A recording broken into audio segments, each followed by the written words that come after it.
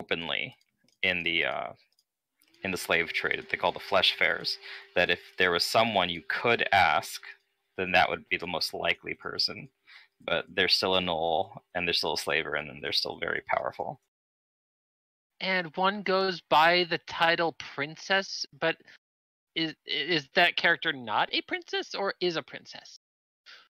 You guys would know from the information you gather that she's not technically royalty, but because of her status within Okeno, she practically is. So princess isn't really like an official title. It's like trade. It's like trade prince. Yeah. But since she's a female, it's princess. Got it. So it's. I mean, I would expect this from like catfolk, but not quite from gnolls. Yeah, she's like an unusual, maybe an unusual kind of character, but maybe not. I don't know. I don't really know very many gnolls.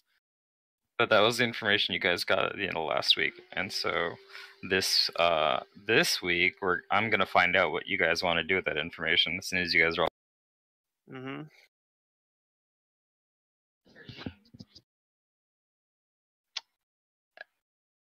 I feel like that this null should just be, you know, called Princess Carolyn at this point.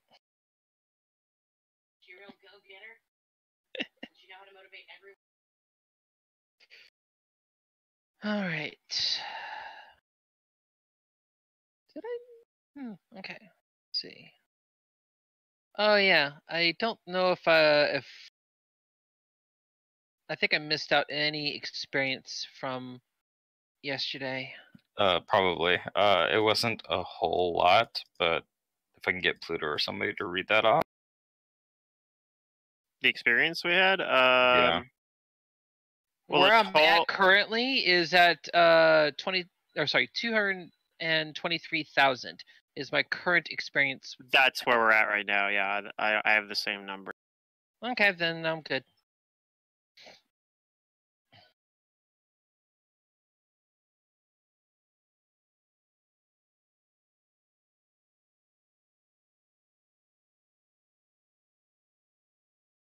Okay, so I know Secret said that she's baking right now, but she can hear us, so if everybody else is ready, I would like to know, what do you guys do?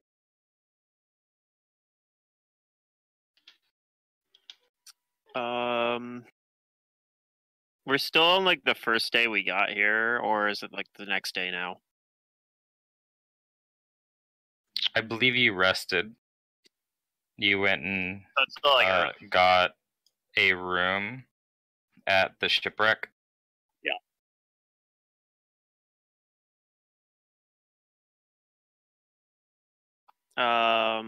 Because I think we're gonna. That's like really the only reasonable lead that I know of.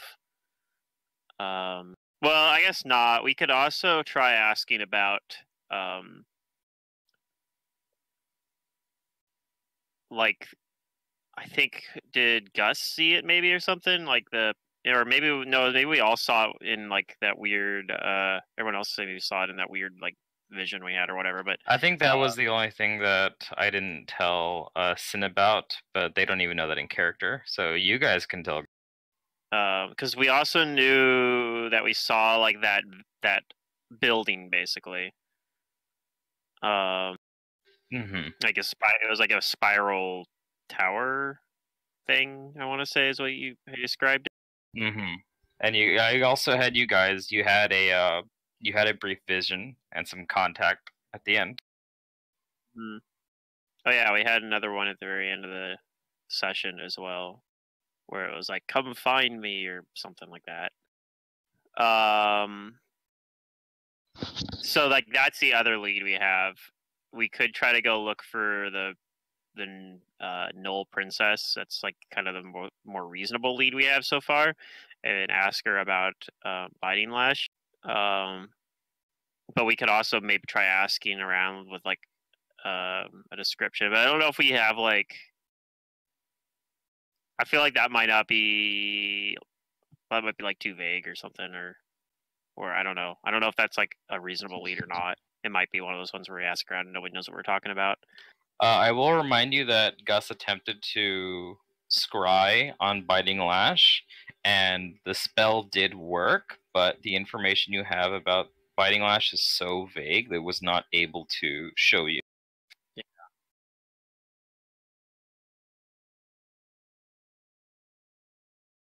We also determined that Biting Lash could be a group or it could be a person too, like one person.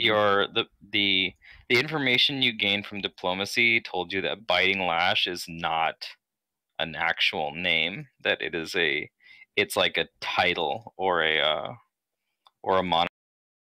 Mm-hmm. So it could be a single individual or it could be a group. So yeah, I think we're probably gonna go look for this hyena princess though.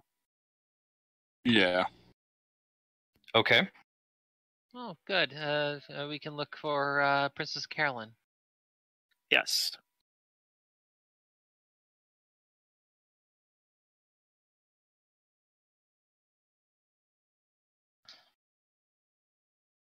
All right, so the people in Okeno would tell you where you can find the slave markets, called the Laughing Flesh. Mm-hmm. It's held twice a week. Do you do anything before you go there? Is there anything you want to do, gather information, or prepare for heading to the slave trade?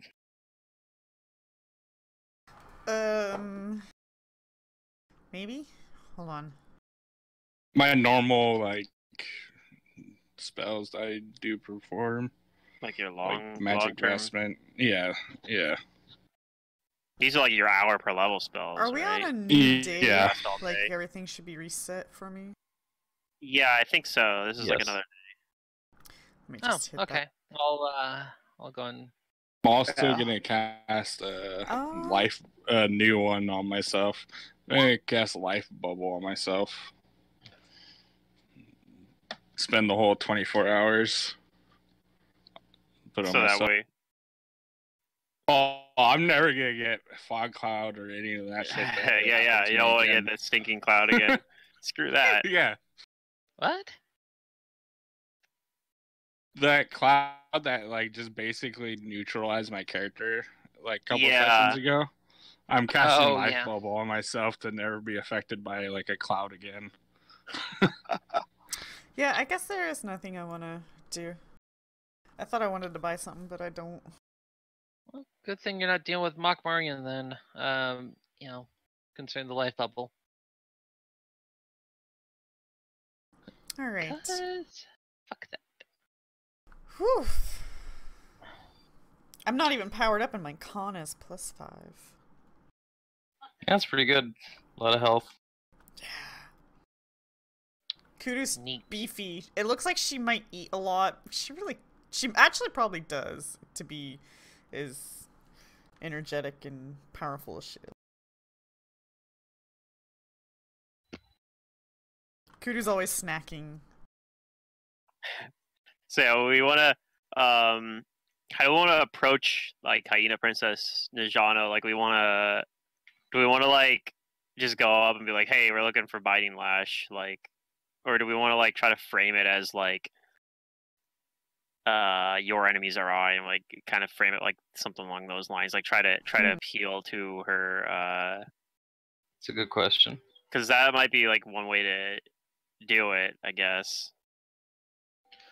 But on the other hand, I don't know if she's like maybe she like sees through it, and maybe it's better just to be like upfront about like what we're actually looking for. Because maybe if we try like going with like a flattery type route, she'll just like know what we're actually there for. Like she'll have like a high sense motive or something. I don't know.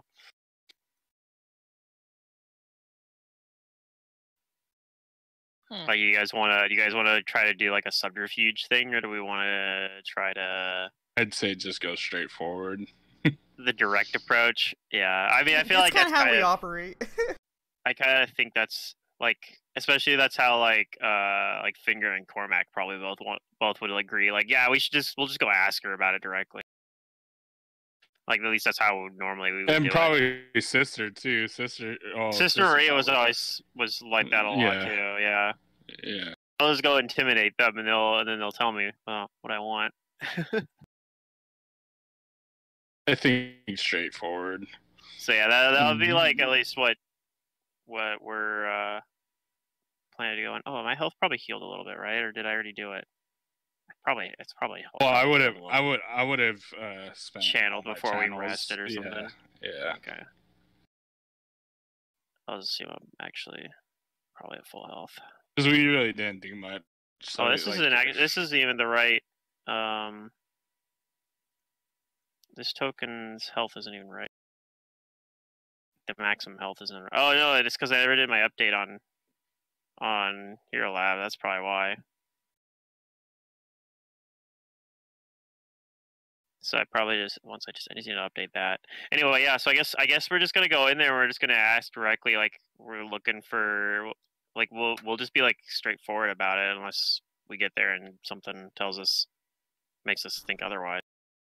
Yeah, we'll head to slave markets and start asking around for. There we go. I think I fixed that. Asking or looking around for this hyena princess. The map should be like perfectly layered on top of each other now. Got it. What happened? Yeah, there we go. Because I had to fix the map because this is actually it's 3 different pictures I've pasted on top of each other, and I've put them on top of each other in a way where you can't tell that it's 3 different pictures, so it looks like the whole map. Nice. In decent resolution. Things I like to do. Good job. High five. Okay, so you guys are gonna go to the Flesh Fair. All right, yes. Then you're going to be directed down over here at 11. Number. Ooh. And today just so happens to be a day that it is that it's running. Okay.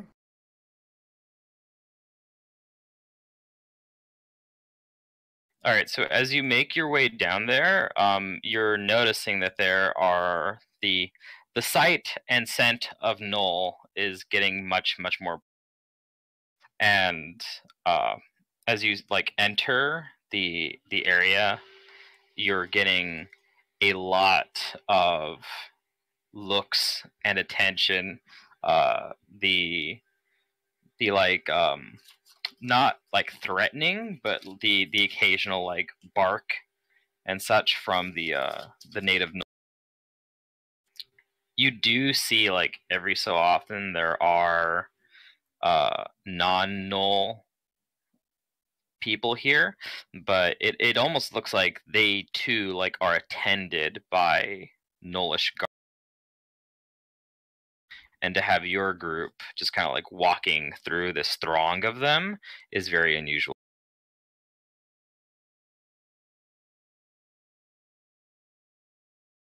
In fact, a few null guards do stop, and they start like getting in very close and personal, smelling you, and if you wait for them, I guess, they will ask you in their gruff voices, "What do you want?" Yeah, before we get to that, I'll like tell everyone if they get too close, just use the secret phrase, hands off. But yeah, then once we get there and they ask us like what we're looking for, I'll say we're looking for a hyena princess Dejano.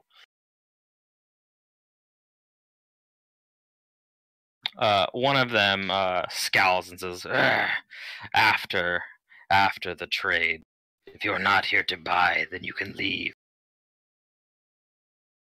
Buying or selling.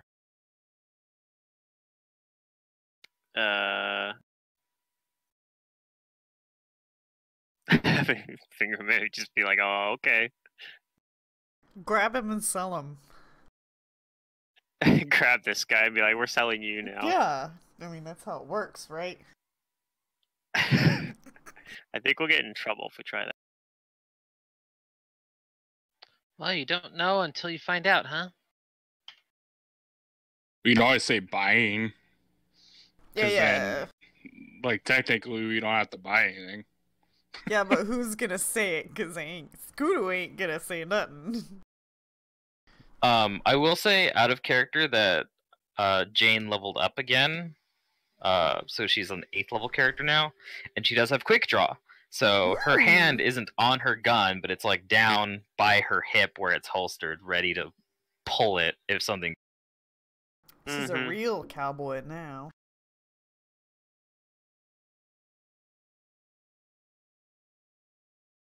Is Drench out?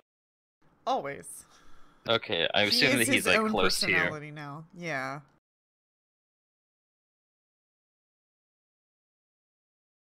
One Knoll with a spear kind of like isn't trying to poke him, but like it has his attention, and it's like kind of pointing it at the little water. But what is your guys' reaction? What do you guys do? It seems like they are challenging your presence here. They're being very rude to Jen. I would tell them that I'd prefer that we to wait here if it's all the same.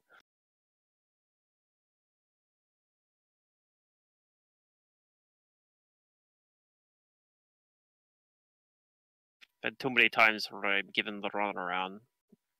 Can I sense motive? Sure, what are you trying to sense? Seeing if I pulled out some gold coins to bribe these guys to see if I could get by. Sure, go ahead and give me sense motive.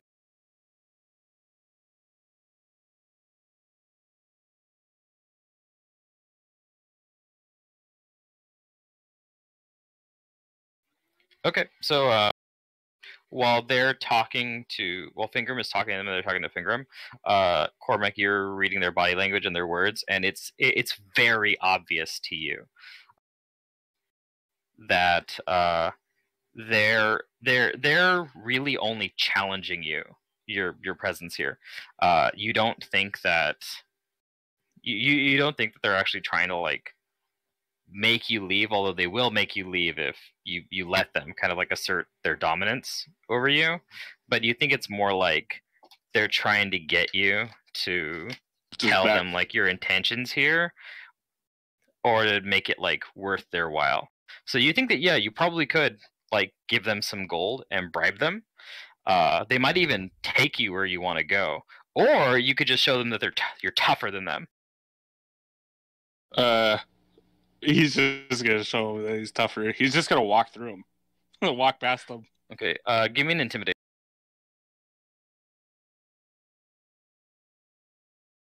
Yeah, channel my inner sister. Yeah. It's probably gonna be really low compared to his.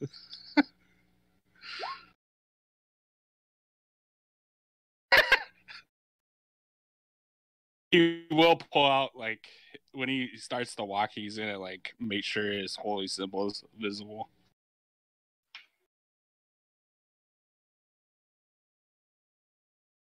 Alright, cake is in oven. Then he'll, as he walks by, he'll just say, "Let us through. We don't have time for this."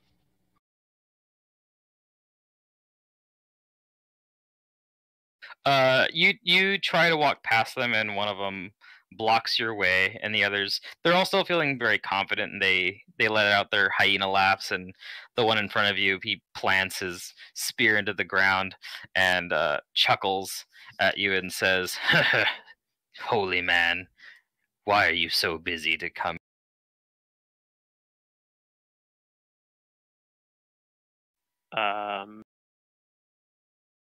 My roll 20 is like locked up. Because Gorham needs slaves. But no, yeah. I was gonna. Okay, here we go. Is it working? Is it working? Trying to think what we can say. I'm gonna tell him that I'm gonna tell him that we. Like I'm gonna try to kind of intimidate them as well a little bit. If I can get my sheet to work, which is a Just big ask. abandon I it. know. Just abandon it.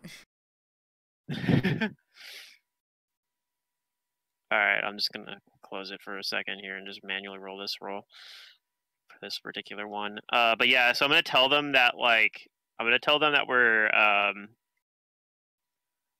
that I'll say well, the only direct reason that we're here is we're here to kill someone. All right, and you try to like intimidate them with your words and actions. And maybe imply that yeah, you're willing to resort to violence, exactly. like throw. Yeah. Okay, go ahead and roll. Planning to kill someone. Because I'm still pretty sure that we're gonna end up having to kill Lols probably, and that's ultimately who we're looking for. God damn, this. Even though I closed my character sheet, Roll20 is still like mad at me. So I'm gonna just relaunch it. Like I click the chat field and it's just like, yep. I just don't understand. You're like the only one who struggles. It's so weird.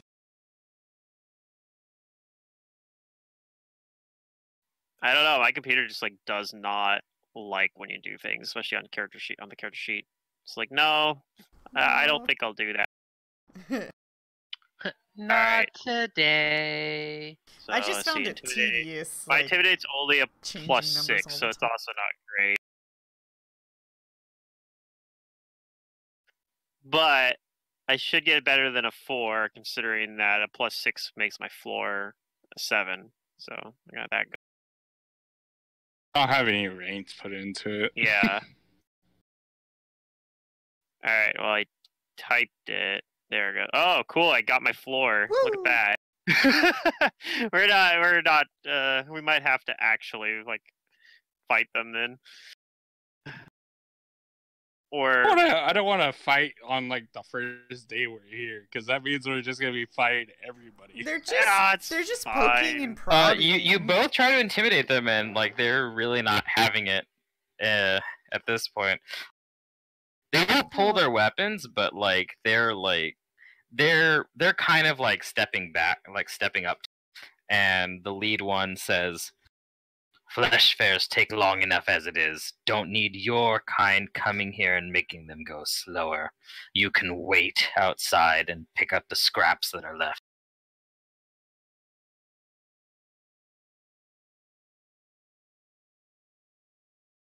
And they're going to like start attempting to cajole your group, away from the flesh fairs. Does anybody do anything? That's a good question. Like, do we let ourselves just get? Do we let them like push us around now, or do we just fight them? How many of them are there? I can't imagine that if they actually tried to fight us, that we would have much difficulty with these guys, unless like a bunch of people all start swarming in to like help them out. But like, I don't think these guys actually have. Like, I don't feel like they actually have much authority, so like I feel like they're just. I'd say there's 5 of them. Okay. Like, I think we could take 5 gnolls, no problem. But so the only question is if they end up like. Now, let me remind you, you are out like in a large group, right, of other people. That's the only question. Then is if these guys are like actually like that's because I'm not sure if they're actually like an authority here, and so like if we attack them, like if other people would start running in to like help defend them, or if like if they would just be like, oh yeah, those idiots over there trying to bully someone that and got in over their head, you know what I mean? We're just here to find the princess, right? Yeah, because they're gonna let us. I'm gonna roll a sense motive to see if I think that they have any like. But maybe we authority, can wait for her to leave. If that's like, do I feel like the what was Secret trying to say? Like, if they don't want us to go in, why don't we just wait for her to leave and intercept her when she leaves? It's a possibility. Yeah, we don't know where she's going. Pluto, what are you trying to sense? I was trying to sense if it feels like it feels like that they have like the other people around, like if they're like, I don't know, like if it feels like that they are acting from like a sense of authority, or if they're just trying to bully us. Okay, and Gus, what were you gonna say? Gus is gonna speak up and just say, "Now tell me, what is it that is preventing us from seeing Princess?" Wait, did we bring her up? Okay. Didn't we? No. I think you guys did. Somebody, yeah, we did. I think it was Fingrim at the beginning. Okay. Okay, so Fingrim, what you're sensing is you actually do think that like they're acting like they do have some authority here. Okay. Like a good portion of it is just the fact like they're gnolls, and this is like a large gnollish population. Mm-hmm. And the other is you think that that they're performing a duty. Right. So we'll probably just like not make. But you also think that it's a very like their duty, their sense of duty is very like twisted. Right. But I mean, it's along the lines of like I don't know, like resisting arrest when it's, even if the arrest is like right. valid, it doesn't matter if you try to like fight it. They're gonna call in like everyone on you, and so like that's what I'm trying to. That's what I kind of get the sense now. Then right from that, you might like fighting them might be biting off more than you could chew. Right. And as for Gus, their answer to you is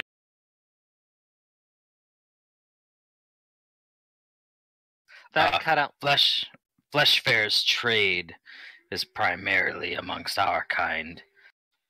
Your kind so shrewd takes much time to bargain and buy. Not worth our time unless you make it. Cormac's kind of tired of this. He just reaches into his coin purse, pulls out he'll pull out a platinum piece for each one. And he'll just hand them each one and says, "Let us through now, or one of you will die." I could also sneak in and as flat of a voice as he possibly can. Like he's no emotion at all in it. Mm-hmm. He just says it exactly like that. What was the secret saying? I could also sneak in and tell her we see Gus is gonna say, "Whatever, I'm done with this." And he steps outside, but then he's gonna activate Mind Eye, and he's gonna go ahead and send the sensor through. See if he can send it through the building. It's more of like an open kind of thing, but you can do that. And Jane will follow you because she also doesn't like the sound of this. But I assume that like you and Jane convey to Cormac and Fingrim and probably Kudu, because they might be going in, that they'll be watching you. Yeah. Gus will go and say, "Analyze the situation a bit. Excuse me." And he'll step aside, and he'll just kind of cross his arms and lean against, if there's any of the objects to lean in that seem sturdy, just lean against something, and then close his eyes, and then he's going to kind of focus into that position while he performs Mind Eye, and send the sensor about and see if he can find information regarding, or see if he can find the princess off of that. Okay. And Cormac, when you offer them the platinum pieces, the one in charge sees that you're pulling out money, and the platinum is very easy to notice. And the group like starts to get really excited, but the one in front like brandishes their scimitar to them to like, hey, like shut up. And then they like reach out to take it with their hand, and they like run it through their fingers really quickly and say, "Ah, so you are in a hurry."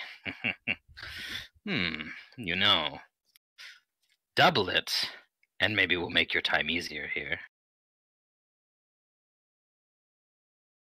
Doubling it, that's freaking like 100 gold right there. If I double it. He'll say no, that's just 2 platinum. Right, but no, he pulled out 1 for each of them, so it was 5 platinum.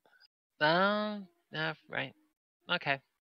So yeah, he says that'd be 100 gold. He says screw it. He pulls out another 5, and he says this is the only money you can get for the rest of it. The Knoll man laughs and pockets the gold or the platinum, and the other ones are like, hey, like what's going on? Like, come on, give it to us. And he snarls back at them and he says, "You'll have it." And he points into the flesh fair, and he commands the other gnolls to show them to the prince. And they're ready to let you through and escort you. And the lead gnoll says with a chuckle, "Enjoy the flesh fairs." If we make friends with Sense the princess, motive on that one. We should try to get our money back. Okay, what are you trying to sense? Oh, he said enjoy the flash fairs. If he's like, there's a little alternative motive there. Like, I just. Okay, go ahead. He's laughing that he scammed you. Probably. Oh, I know he is. You don't think that he's trying to threaten you or that he's concealing any kind of like ill intent? Okay. Cormac knows he scams It's him, mostly but just Cormac his also amusement. doesn't want to. Cormac also doesn't want to have to fight the whole city. I mean, that's fair. He might worship. You can go ahead and roll me a knowledge history. But sure. He's also not. A history or geography, whichever is better. Okay. First, let me make sure since I used my mind eye, I gotta make sure I deduct that off my uses really quick. Okay, and then I never realized that Cold Eye Strike is a swift action. history or geography. Okay, history it is. A solid 30. All right, so you know that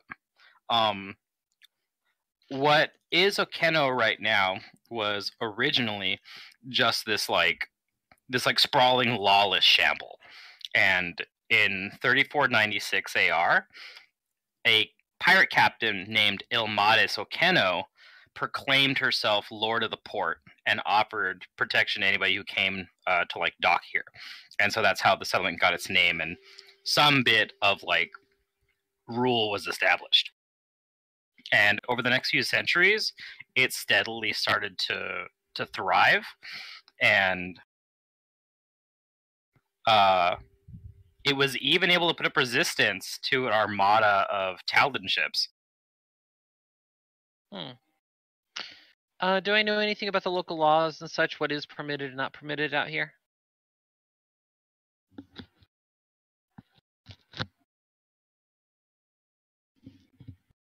So there's nothing particularly unusual, save for the fact that slavery is legal here, and that there are a lot of laws protecting the trade of any kind of property which extends to slavery.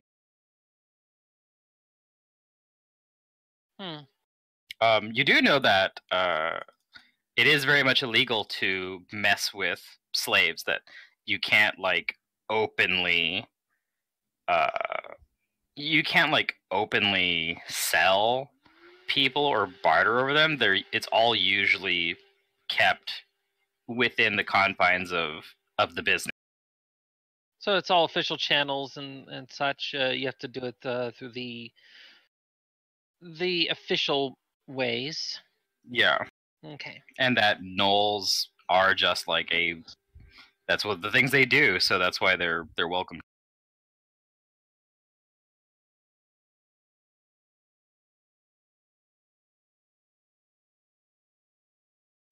Anyway, Is there any other information you wanted to know, or was that? That was definitely the most important. Was the general laws on the city. Yeah, that'll do for now.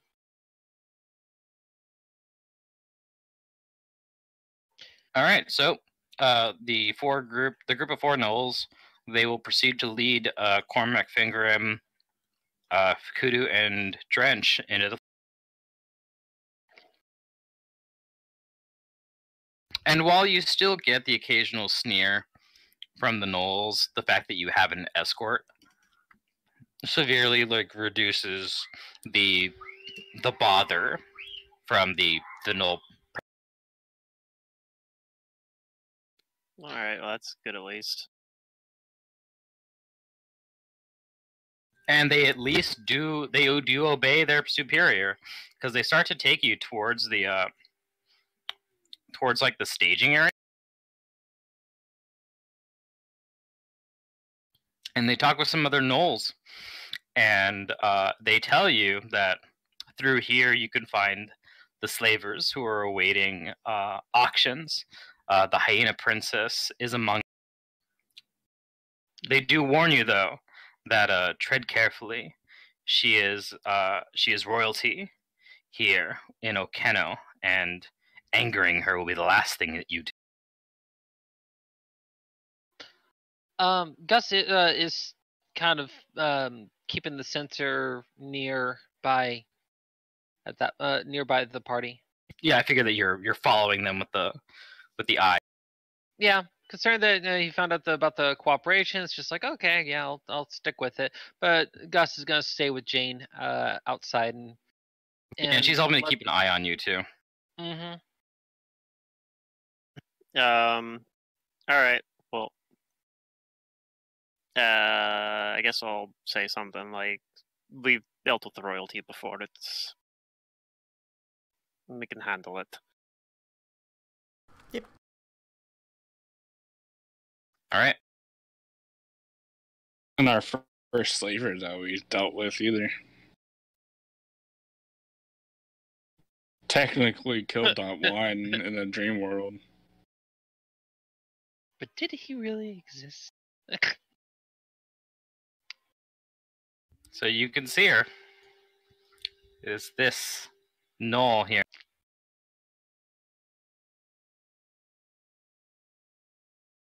And she has a throng of other gnolls around her. But you also notice that there are 2 individuals that are not gnolls that are particularly close to her that look like bodyguards. What do they look like? One of them is a dark-skinned woman. A very muscular, dark-skinned human woman. Race? They look human. Okay, human in appearance. Okay, for Mm-hmm. both of them. No. The other one is very small, and you can't quite see their face because they're swaddled in this black robe. But they do have a monkey on their shoulders, and you're not sure if it's a halfling or a gnome or some other kind of small race.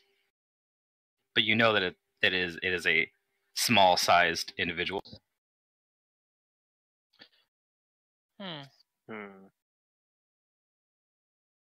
All right, how do you approach? We let our war priest lead the way. Gus' his eye steps forward then. Because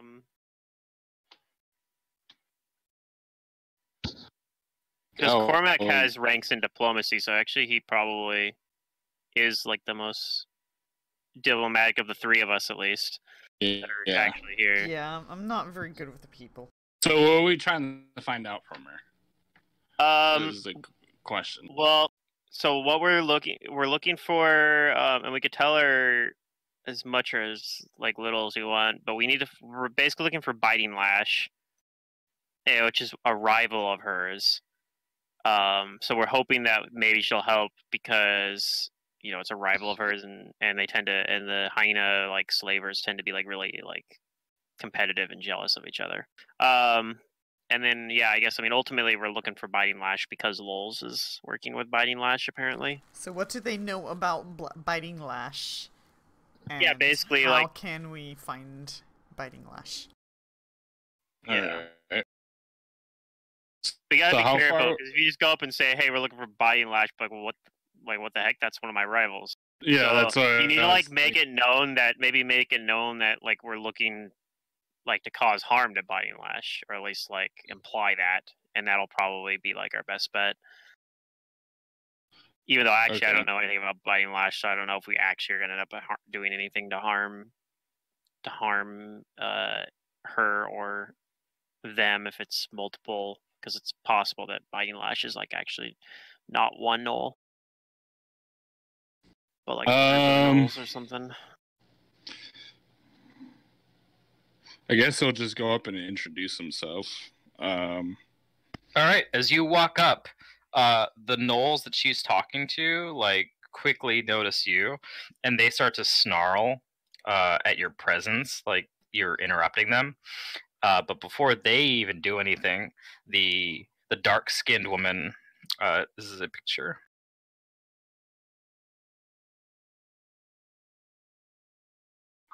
She steps forward. And while she is shorter than you, she very, like, bluntly says to Sawed Off. Sawed Off. Yeah. Oh, jeez, why did my thing break? What the... He'll, He like kind of ignores her and speaks over her since he's taller, and he says, "I just want to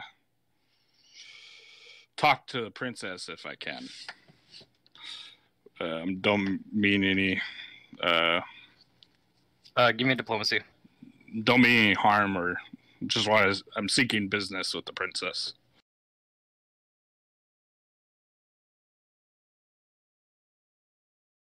Okay, give me diplomacy. Yeah, I'm trying.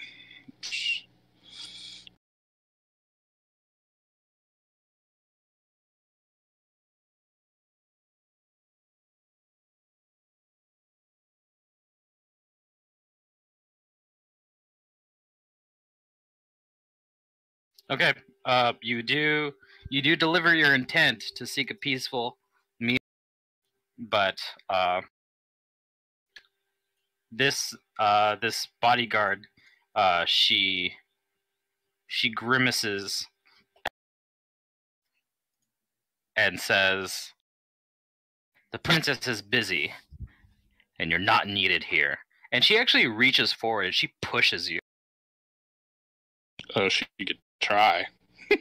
He's not gonna let her push her. She does.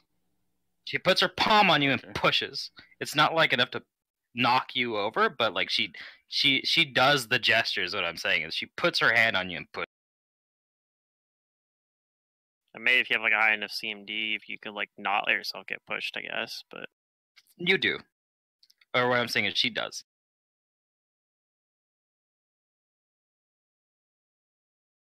Do you do anything, or does anybody else do anything?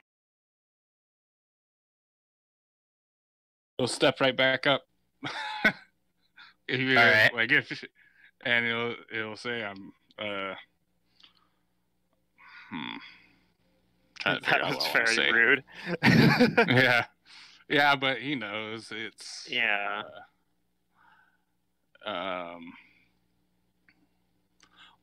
we can wait. She might be busy now, but we're in no hurry. If she has a time that we can come back, or if we need to, we can wait here. The woman starts to reach for a weapon by her hip, and as she does that, she's saying, "You didn't get my point before." And before she draws the weapon, Nijano, she lets out a high pitched but She lets out a yelp, directed at this woman, and that stays her hand. The other gnolls around her start to back away, and Najano said, "There's no need to be rude." She steps to the side of her guard, looking at you, and says, "I apologize for Kisets. She's just doing her duty." Cormac nods. I understand. She clicks her tongue, and the woman named Kisets moves to the side, but she keeps her eyes on you, and she is clearly there's a grudging look she has. She glares at you. He's like, in his head, he's like, "Oh, I do that even better, sister." I practice that shit in the mirror.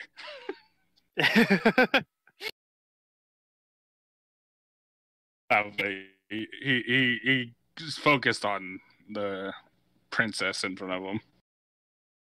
And she focuses on you, and she invites you to speak. He'll... Dang, how do I... This is like the... How do I break the ice? I'm trying to ask someone about their enemy. He'll say, "We're looking for an enemy of yours. We know... we've heard rumors that you might know where they're at. The Biting Lash. We don't know if they're a group or one person, but if you have any info on them, if you could share it, we'll be happy to offer something in return. Offer something in return, yeah. Be it money or a favor. Yep. Pretty much exactly what he says. We'll roll diplomacy. Just let's see. Try to get a better flavor. And yeah, I guess that's what he'll say. And he'll say, depending on the favor. there is a limit to what we'll do.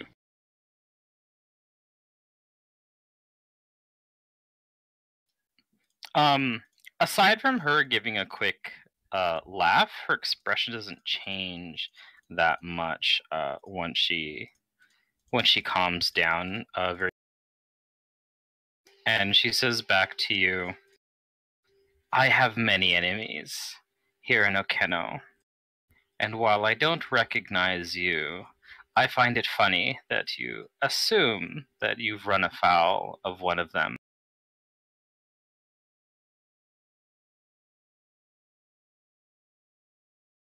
Oh, it's not that Biting Lash is our direct enemy. It's that they're working with someone that's very dangerous. Cormac also says, "We're not really looking for them in particular. We're looking for a man that's working with them."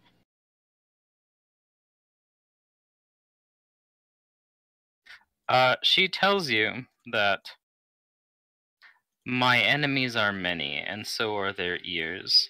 For your safety, I would suggest that we talk softly. And she directs you 3 or 4, including Drench, to follow her towards a tent. Okay. Yeah, we'll follow. She direct. Okay, it does, and you haven't seen anybody look at the sensor, so it seems like you're going completely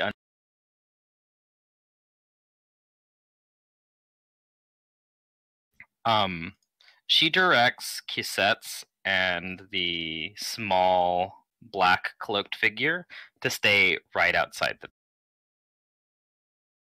And she takes assuming you follow her, she takes the rest of you into the tent, into private.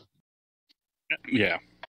And there's like a nice little table there, with some drink, like wine and other little soft cushions to sit around the table. And once everybody is in, she calmly asks, "Tell me what your interest in biting lash is."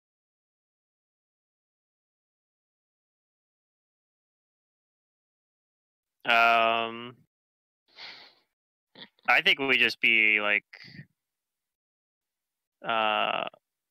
basically pretty honest with her and say. So I'll say, we're looking for a man that we believe is working with Biting Lash, that stole something very valuable from what's the name of that city that we were just in? I guess that's not important, but stole something very valuable and very dangerous, and we intend to get it back. That's just the only lead we have.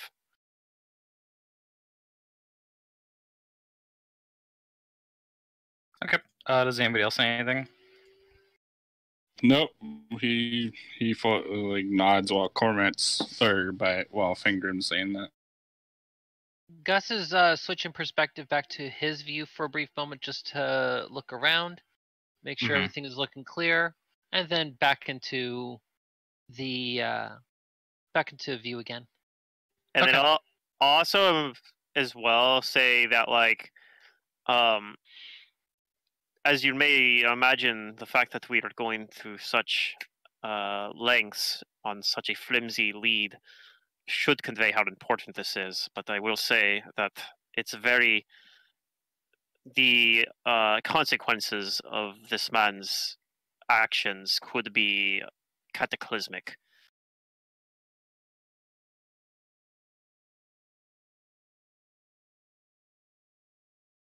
Okay. She says back to you, then I see that you are not directly opposed by Biting Lash. Rather, you're looking for an associate. Or at least that's where your concerns lie. Yes. We don't know enough about Biting Lash to know if they're actually an enemy of ours. But since they are working with our greatest enemy, I assume that probably. Man has used many people along his path, us included. It'd be funny if if the Hyena Princess is also Biting Lash. It's like, I'm both. It could be a group of slavers. Yeah, it did cross my mind. It could be like the secret council of slavers. Like, it could be like. Yeah.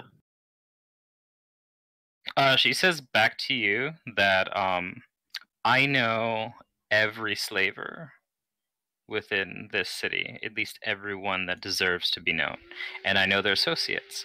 But this person you talked to, Lowell's, is a new name to me. So, I do have an interest in your concerns.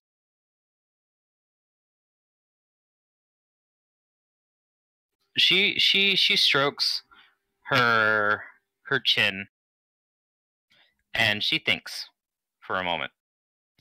She's silent for these for this I'll brief let her moment. stew on it.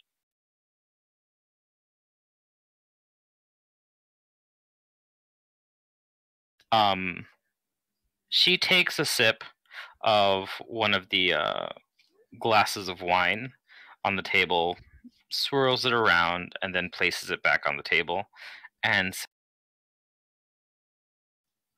you would honor me if you come to meet me in my estate later.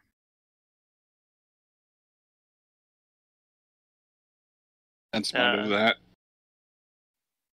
Yeah, that sounds reasonable to me. That does too. I'm just there we shall speak important matters of business. Sensitive. And Cormac, you. Sorry, what were you saying?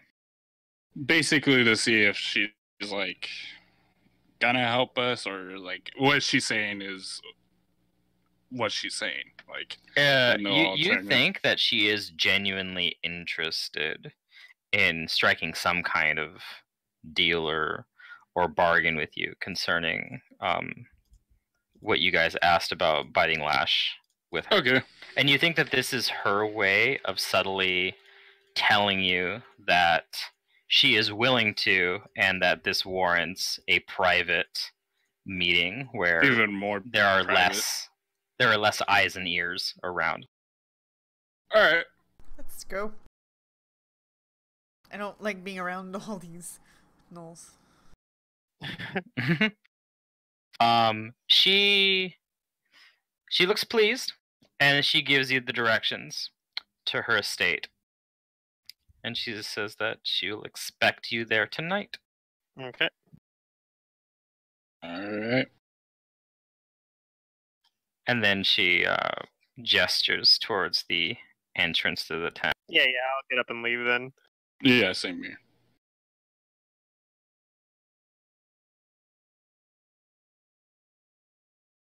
Let's leave. All right. You like each a leave. Nod to her two attendants or whatever as we leave, or try to at least. Even though she's probably scowling at us, she probably looks exactly like the token there. The one that's like beefy that pushed Cormac while he's leaving, he like winks at her. Well, she narrows her eyes back at you, and she takes her hand and thumb and she like draws it across her neck when she's looking at you in a cutthroat motion. He kind of laughs. He says, "My kind of person." That's funny. Cormac's met his true love. Yeah. She has a token. We'll probably see her again. Oh, yeah, I know. The small one in the black robes, simply smiles and waves their hand, and the monkey kind of like makes these weird howling. All right. It's not the big one that I'm scared of. Small ones that are wearing black are kind of creepy as shit to me. The big loud ones are like whatever, but it's the small silent types that are like the creepiest. Yeah. Okay. You guys begin to leave, and I assume Gus, your sensor follows them, or do you take it anywhere? Leave it in there. See if she says something about us to someone else. You know what? I'll leave it in there. Yeah. Okay. Gus is officially our spy. Yeah. So it works very well. Yeah, that's like what he's best at. That's kind of his job for the most part. Might get some. Maybe she calls in whatever after we leave. She calls in like some other people and says, follow them, or or make sure they never show up tonight. Like, who knows? Probably not, but she seems. I think she probably actually is going to meet us, but I don't know. Might get some information spying on her for a little bit longer. Like, I feel like this place is like calls in. She calls in the human woman, Cassettes, and Gus. You see in because you can hear. Can you hear through the eye, or can you only? Yeah, he can hear. Okay. You hear her talking to Cassettes, and she tells him that she's expecting your group tonight. Okay. And Cassettes is very displeased to hear that, but she remains polite and formal in front of Nijano. And then Nijano asks Cassettes to see the rest of my guests in. I have important I have other business details to talk about as far as the wares being shown today. And other gnolls eventually start coming into the tent, a couple at a time, and you just hear them talking about the auctions today.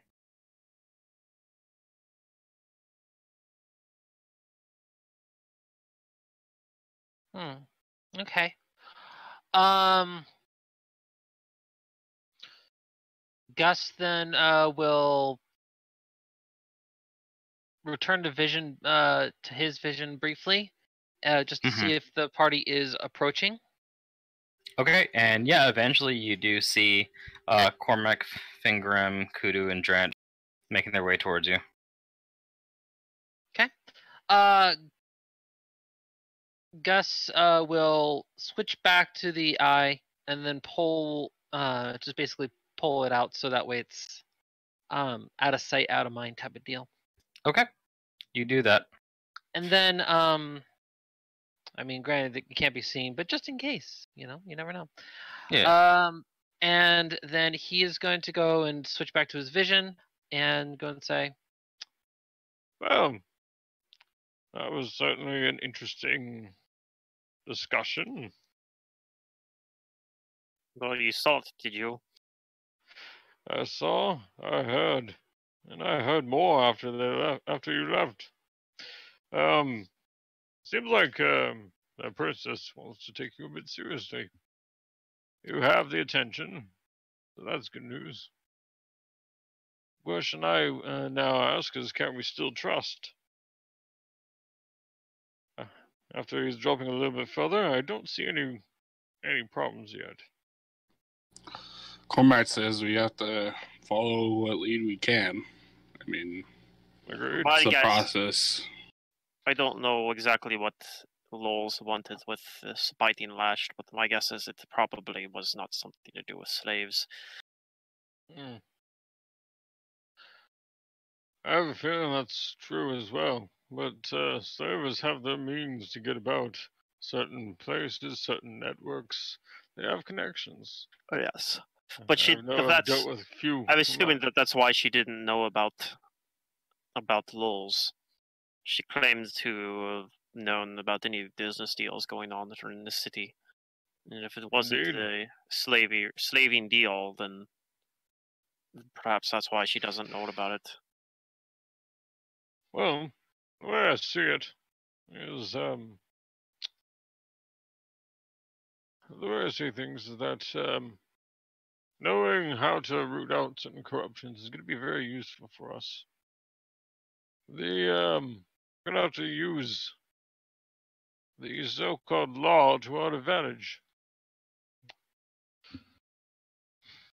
However, I still will not ever consider dealing with any of the business in this place. It's too corrupt. Very. But nonetheless, alright. Let's see if we can find out some more information then, and we'll rendezvous with the princess shortly. What's the time we're going to be meeting up? Tonight, this evening. You have a few hours to prepare or do anything if you want to.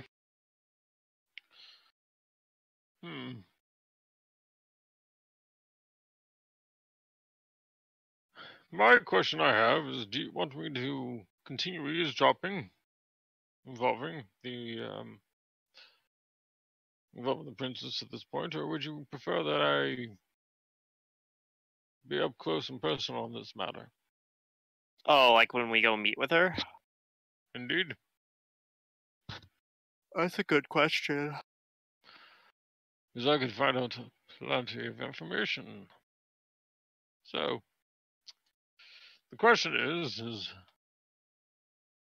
it comes down to, do you think any of my skills are going to be necessary, or do you want me to just spy? Honestly, don't know what to expect when we get there. Well, Cormac says if we come with more people, they might be turned off about it. That's true. Like, they know of us three. No one mentioned that we had 2 others. Oh, so true. Maybe the gods saw us, but at the same time, hard to say if they actually acknowledged that we were actually part of it. The only concern is I don't know if she takes us somewhere. The reason why we're meeting is because she wants to bring us to a location. That's fair. I'm not sure. If we're just getting information, then obviously I don't think we necessarily need you there in person, but if we end up going to a dangerous location, we could probably use some extra help. Well, that's a possibility. As long as I stay within a mile of where you guys are at, I should be fine. As for Jane, I would personally say that probably would be best if you stayed with me at this point, because of the fact that we are dealing with slavers. I don't think I know that I don't take kindly to deal with them, but at the same time, I know I have to eavesdrop on them. She says that she'll protect you while you're doing your thing. She knows that you kind of need like concentration and such while you're doing it, and that she's really good at keeping an eye out. I'm checking here to see if I can be alerted to when I deal with that ability. If I'll know what's going on the other side, essentially. Jane also says that she doesn't feel super great about talking with these slavers, but that it seems like we have to do it to get information. So she feels like, yes, she is best watching over you while the others do the talking. That, and if you get in any trouble, I can heal you. Much appreciated. Well, I suppose that actually, let's see.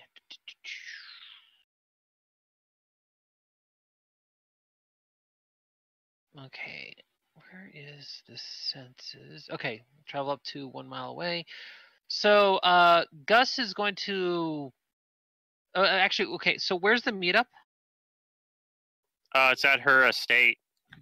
And she gives you directions, and on the map it's going to be high up in the northeast at the and she tells you that it is her one of her homes is by a waterfall, and that's where 13 is. Then Gus is probably going to let's see, hold on.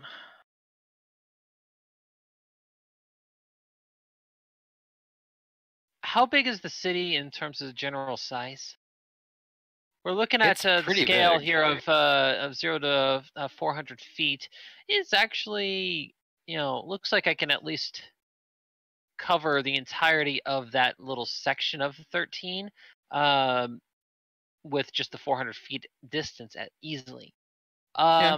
So it looks like that based off of that,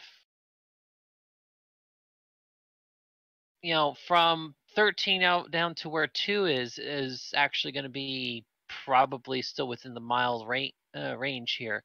So I could probably, from wherever our inn is that we've been staying at, I could probably stay inside the inn and actually keep the sensor with the party. Since it moves at the speed of 60 for fly speed, I should be able to do that fairly well. You know what though? It only lasts for a minute per level, so that's the only downside. And I think I have to. And you could scry on someone, like an ally. While I could scry on an ally, let's see, how long will that last? Because I have a feeling that the discussions are going to take a little bit longer than that.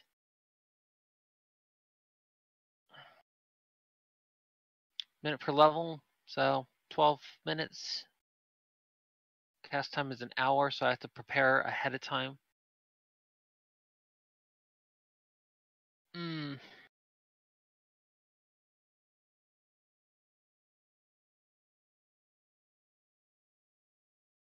Yeah, spying is going to be a little bit more difficult than I think.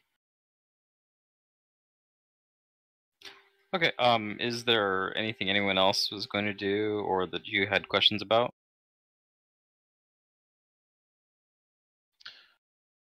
Does any of you not want to be involved in this situation? In terms of, I mean, does anyone not want to meet?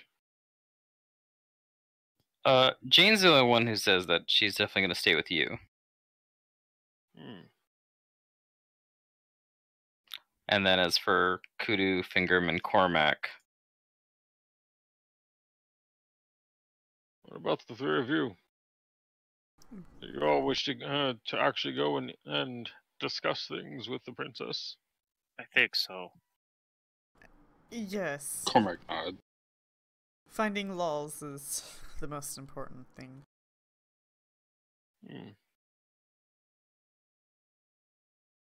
Actually, I have an idea. It's a weird idea, but it will be an idea. Drench came in with you, right? Huh? Yeah, Drench. Yes. Drench was with us last time. Drench is with... Yes. Yes, he was present. Poke spears at him. It was rude.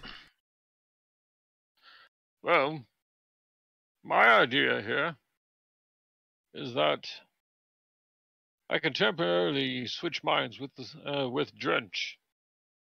Allow me to go ahead and be there and present under the circumstances, while not actually being there and present, so that way they don't know about me. It'll keep the anonymity. What say you? I mean, then Drench doesn't get to go, right? Not by mind. Yeah. No. I don't know if Drench. Wait, That's what are you telling Drench to do? He wants to like mind swap with Drench. With permission from the both you, Kudu, and Drench. Wait, why? So he So could be there. if I can actually be there, I can temporarily use Drench's body. Drench would be in mine during this duration. And at that time, I will be able to be present to handle any dealings as needed. This would last longer than any kind of scrying purpose I would have. Okay, just out of character. Out of character, go ahead. So, I have a spell called Mind Swap. Well, right, I know, I get that, but you want to leave Drench Drench and Kudu stay together. So if you're asking Drench to separate from Kudu, it's not going to happen. Is that what you're asking? That is what Gus is asking, because Okay. Gus does not really understand the connection that that Drench and you have with each other. It came out of her. That's all she knows. And that's all that Gus does not know. Yeah. So, as such, Gus does not have that correlation. Yeah, no, I mean, for all senses, it acts like a familiar, but I don't have You don't have the telepathic bond or anything like that, so you can not feel yet. the communication within a mile. I think that's okay. Coming. But anyway, she like, if Drench goes anywhere with anybody, it's gonna be with Fingram.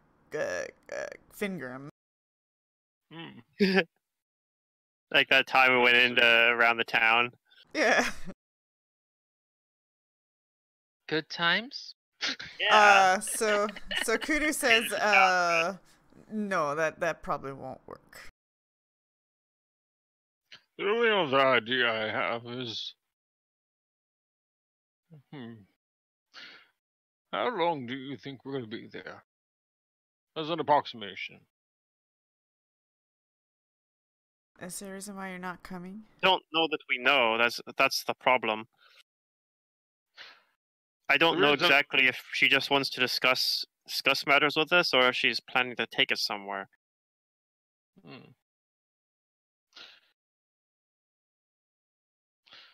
The only other thing I can think of here. I mean, perhaps she's going to take us to that tower that we saw.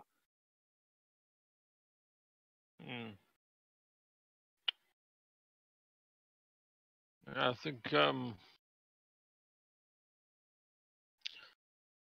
that at this point I'd be low on options. If I were to, I can come with. It's just I don't know if I'm going to be considered welcome, considering that. I think it'll be fine. The two of Why us. wouldn't you be welcome? Because he wasn't there the first time. I was only there with the I was only there with the mind eye. So with my invisible sensor, I was able to see and hear everything that was going on. But I was outside, with Jane. Yeah. Kudu says to Gus, "You overthink things. We should go. It's a long distance." Of course, I overthink things. It's my job. Yeah, Kudu doesn't. She's wise, but she's calm in her intelligence. Well, you're more street smart. Yeah, I got great survivability, and I can stealth Gus like a pro. is book smart and methodical. Yeah, she doesn't understand that. We spend too much time thinking. We should be going. If Gus is going, then Jane is going to accompany you. She's gonna swallow her whatchamacallit, her fears and loathing for the slavers. Would you rather have the conversation here or somewhere in a more comfortable setting? There's that. I think that the only concern is just the potential chance that we are. I think we have to go to Hyena, or to the princess. It sounds like really our only option. I think we should all go together. If in the case I'm rejected at the door for whatever reason, then I'll figure something out. Then Drench will beat him up, and Drench does like a little fighting stance. A little water elemental. He directs more water towards like where like arm-like appendages would be, and he makes himself appear more muscular. Yeah. Okay. Gus is then just gonna pretty much stick with the group then. Okay. Then before we go to that, is there any last minute things that you guys do before going to meet with Nijano? Oh, maybe. Did we find out anything on if we're gonna need to leave behind certain things or certain formalities and such? When she invited Cormac Finger Mankudu, she just simply invited you and didn't say anything about like bringing or leaving anything. Okay. She seems very confident. Gus is going to keep all of his basically all of his possessions that are considered threatening into his haversack, properly sheathed, properly wrapped as needed, so that way it doesn't burst. And so I think for the most part he's going to try to make himself look as unassuming as possible, because that's really all he is. He's as unassuming as possible. Yeah, sometimes like that's really good actually. Yeah.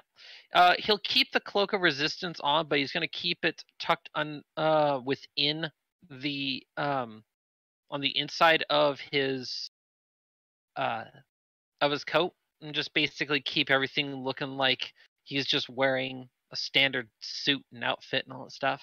So he's just going to try to keep this as cordial and formal as possible, while still at least keeping most of his belongings close to him at least. I need to find a potion shop. Oh yeah, that might be a good point. I'm gonna join on that. All right. If you're looking for potions, you can find a merchant that is selling. You can buy what you need. I want a potion of tongues. Okay, they'll sell it to you.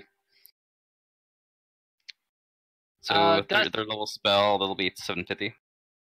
Yeah, Gus is gonna look for just mostly mostly healing potions to keep on him.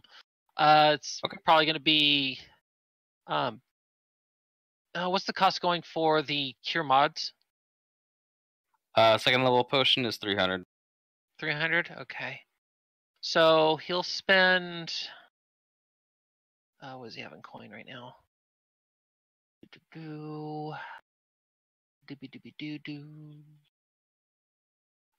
spend where is his okay, I see. Does he have his rubies? No, he just wait, does he? There it is. Okay, so yeah, what he's gonna then do is he's gonna go ahead and buy 3 cure moderate potions. You said actually no, 4 cure moderate potions. You said the 300 each, right? Yep. He'll buy 4 of them. That'll be he'll pay with 1 diamond and 2 rubies. The diamond's 1,000, rubies are 100 each, so that's 1,200. Yep, 1,200. So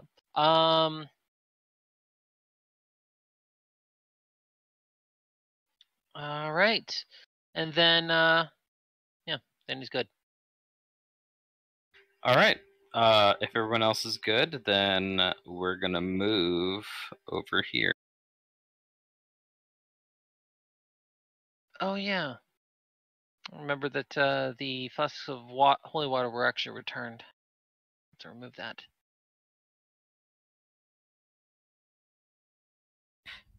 All right. You guys follow the directions you were given. You pass the little river winding through the city, and you come to a large, like, kind of gate / dam where there's the water is pouring through, or rather filtered through, I guess. And at the estate, it's like part of it is actually over the waterfall, or over the lake, like this little body of water here. And the waterfall is like coming over part of it. And the gnolls at the front, they give you as like they're very much being formal because they're supposed to. But yeah, they don't like the look of you, but they still ask you for your names and your business.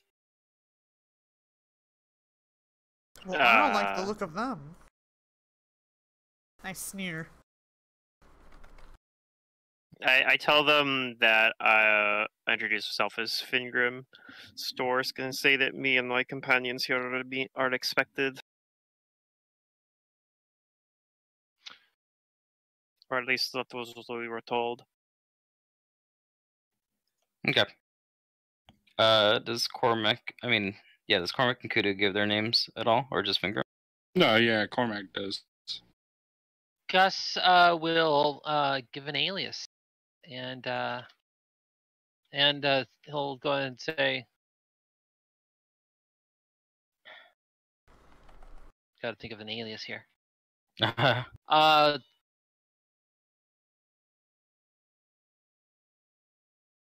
name's Oberon. Okay.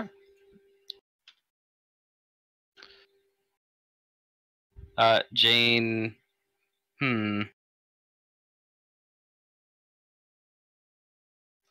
Jane just gives her name. She's honest. She can't tell a lie. Mm-hmm. Yeah, I just say Kudu. Okay. The gnolls confer with each other, and it seems like they recognize at least some of those names. So as long as they do, they're not going to question Jane and Oberon. They assume that you're probably also on the list, so they let you in, and they ask you to wait, like stay right here. And one of them goes off, and while you wait it's a fairly lavish building, not at all like other Knoll warrens and stuff like that. Mm. This place is lavish with silks and such like that. Although there is still the smell of Knoll. Not for Cormac. The Knoll doesn't come back. Instead, it's this. Aha. Oh, it's our friend. I'd rather see her than Knowles.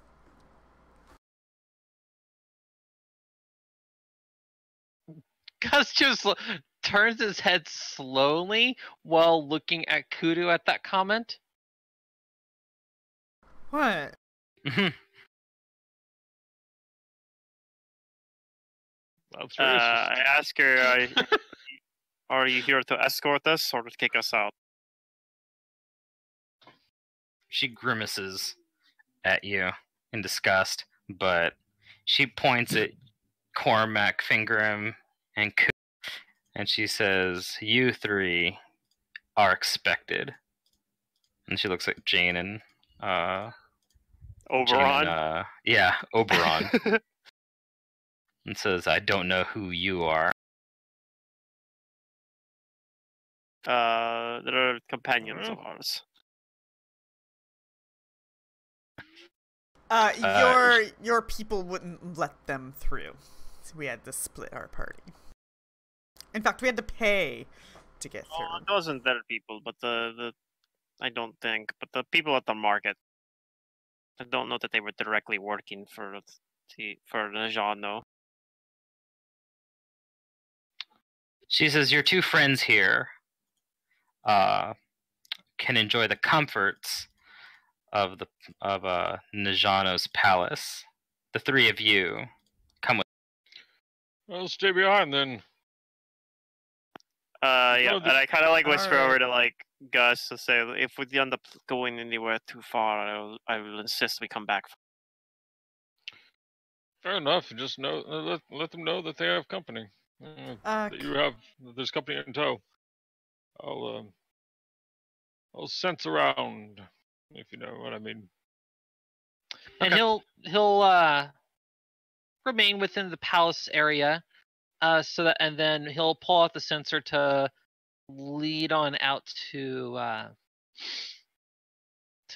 basically follow you guys. Kudu stealthily drinks a potion of tongues. Alright, you do that. For Jane and quote unquote Oberon, it's easy to find. There are archways, but you don't see any doors for right now. So from the foyer, you can easily see like a lobby, and there are chairs and tables here where it looks like it's good for brisk meeting. And if you guys move over here to perform the and such, someone. Sorry, that cut out there towards the end. Go over there to perform what? If you go over there to perform the casting of the eye. Yeah, he'll over there and call upon the eye and everything, and it's gonna look unassuming. Okay. You're out of eye shot of the Knolls, but there is a slave there.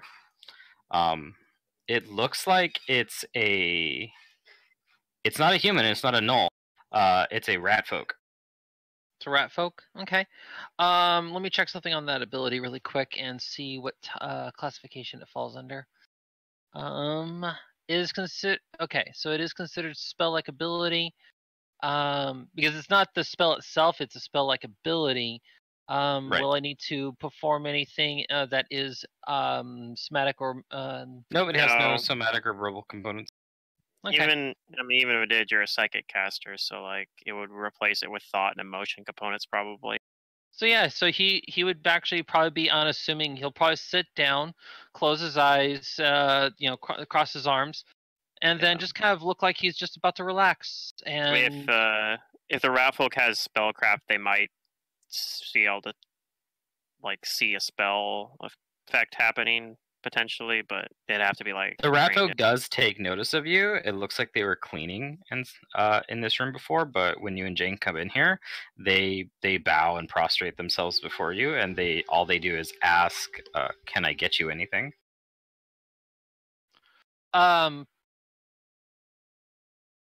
Maybe Jane shoos them off. Jane will probably have to respond to that, and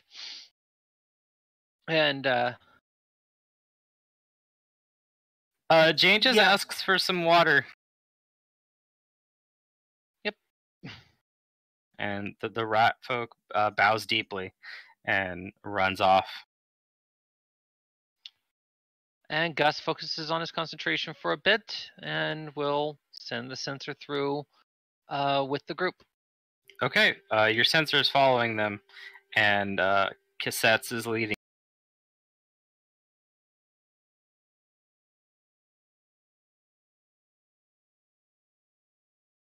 She is quiet, but you can tell by her body language that she is being angrily cordial. Mm-hmm. Me too. And she takes you to a room. This is a room that is high up in the estate. It's an open room with cloth screens that sway lazily in the breeze. And you see Najano is actually in a bath, a milk bath. Oh. And she is attended by 8 slaves. Is she about to get laid? Sorry, But, old mythological joke. Cassettes just points into the room, and she stays outside. Okay. Seriously? Oh man.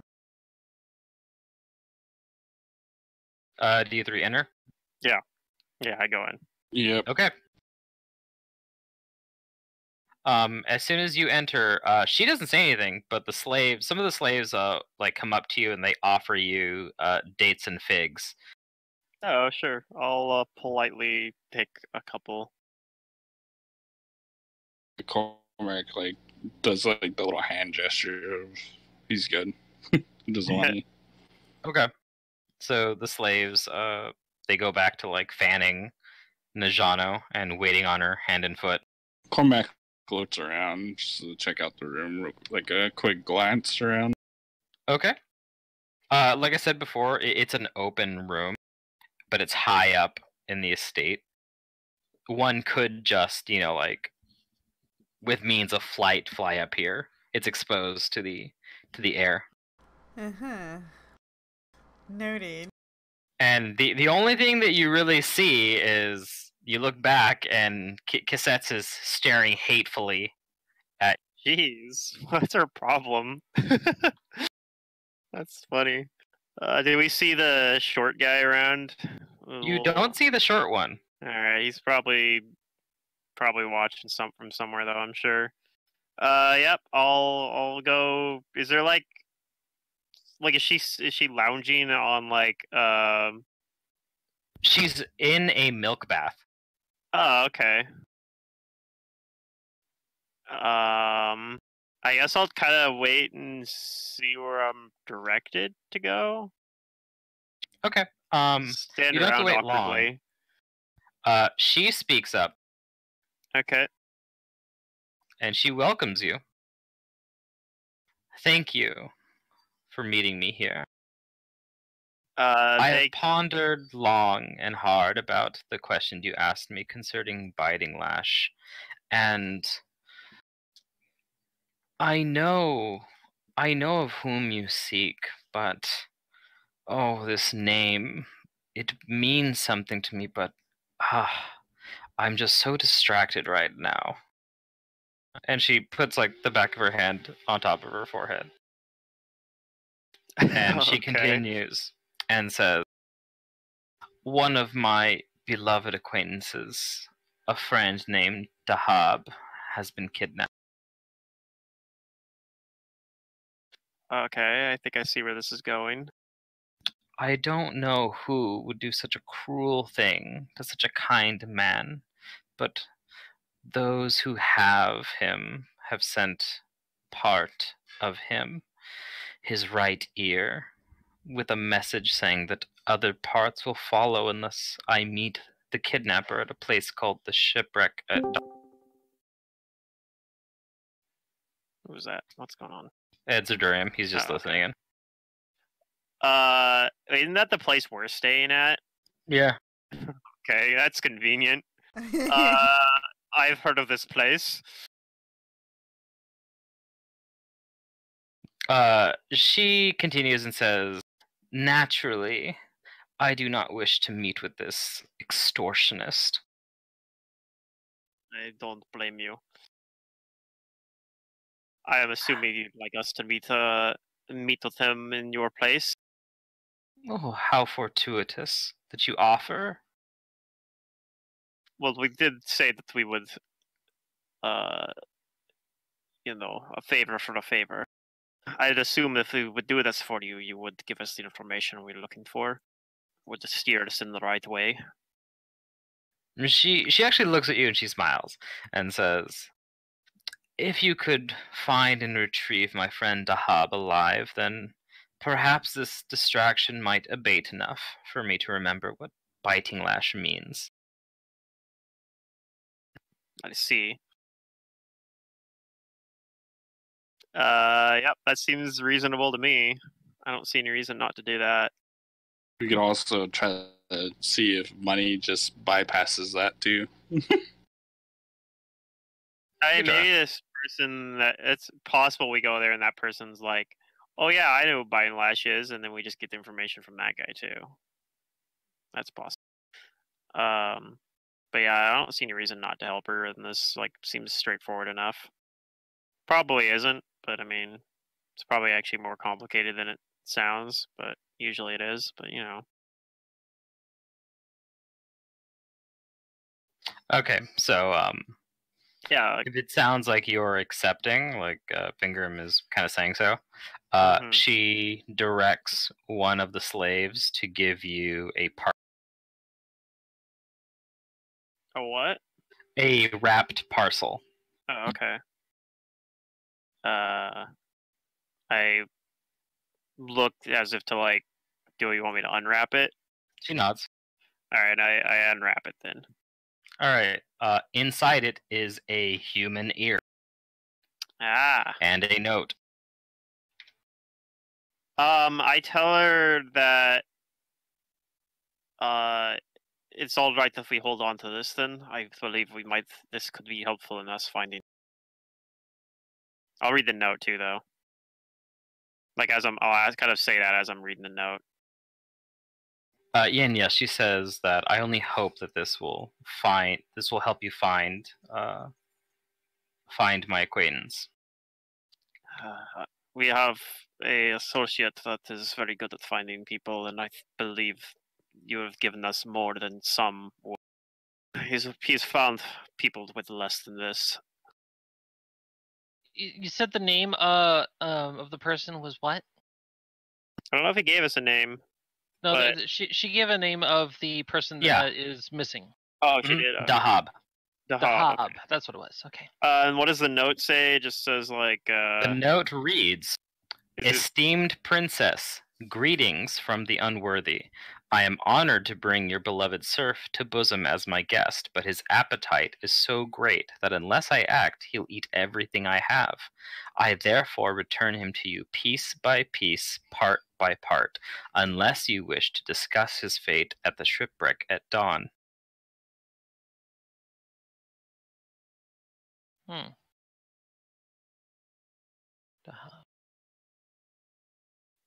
All right.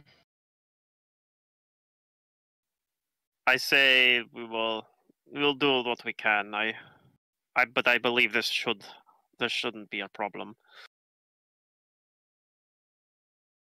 You said that this was at the inn that we're staying at? That's what the meeting place is, at least. Okay.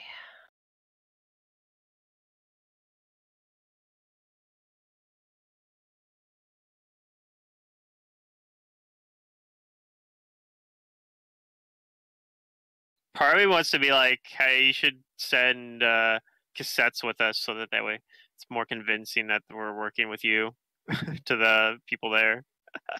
Because also I think she'd hate the something shipwreck? Yeah, that's the place we're staying at. Or what's the full name of it? Oh, the sinking shipwreck? No, it's just called the shipwreck. Okay. Okay. It's a very large, like inn slash. It's not just like those rooms. Like it's got other rooms like that's all stacked high on top of it because it's made from like ship parts. Yeah. So they've got like a big dining hall like up further up top. Like there are other like bigger rooms for other things like what you would have like at a Marriott or something. Like they rent out like these big rooms that you can use for seminars. Who's the note signed by? It's not signed by anyone. Yeah, it's just written with magazine clippings. They cut out the letter. Right. It is actually written and penned, but it's not signed by anybody. Yeah, but we have the ear as well. So my thought is maybe we have something that can help. You can maybe scry on them. And then also we could just go to the meeting place and maybe be able to talk our way or fight our way or intimidate our way into getting what we want as well. But I think the scrying avenue hopefully will get us. Oh, it'll definitely get us some information considering the fact that even though I don't have a name, I do have a possession. Yeah, you have his ear, so I mean that's like you got part of him. That's better. Well, I have Dahab's ear. Yes, I just I mean technically I could scry on Dahab. And I do, and so I do have that to go off of, and such. But that'll locate us to Dahab, and I can also scry to locate if the writer and signer of this particular note actually has information. Since we don't actually a little harder, but at the same time, I have some abilities that allow me to go ahead and look into that kind of stuff. Yeah, if you could get at least secondhand knowledge of this individual that penned this. Yeah. So. I have my ways. Yeah, I'll. All right. I will thank Najano for her hospitality, and say hopefully the next time we see you, we'll have good news. She does hold up her hand and tells you before you go. Dahab acts as one of my spies and information brokers, and I know that he has contacts around and about Okeno, particularly at the Black Circus, where he knew a beast tamer called Ramir. He also frequented the domed temple of Gazre, where he knew a builder called Azim. You said the beast tamer's name was what? The beast tamer's name was Ramir. Ramir, okay. So Ramir... Yeah, I forgot. Gazre is a neutral deity, so that would make sense that it's here, and of the sea and stuff, so yeah. So Ramir was supposed to be at the temple of Gazre?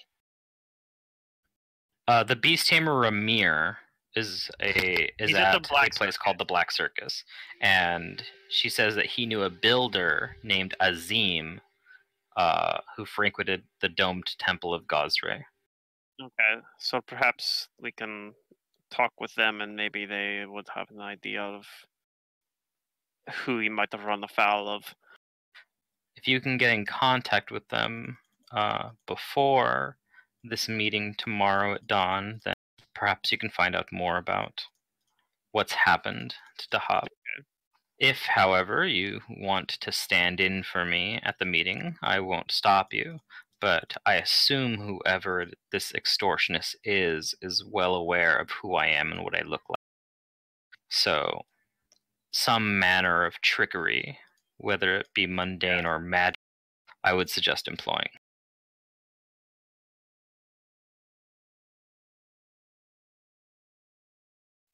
Okay. Yep. I think we'll try to find him probably. And I'll say that the time right now is around 7 o'clock in the evening, so it's not like completely dark out at the moment. It might be like getting to dusk and twilight.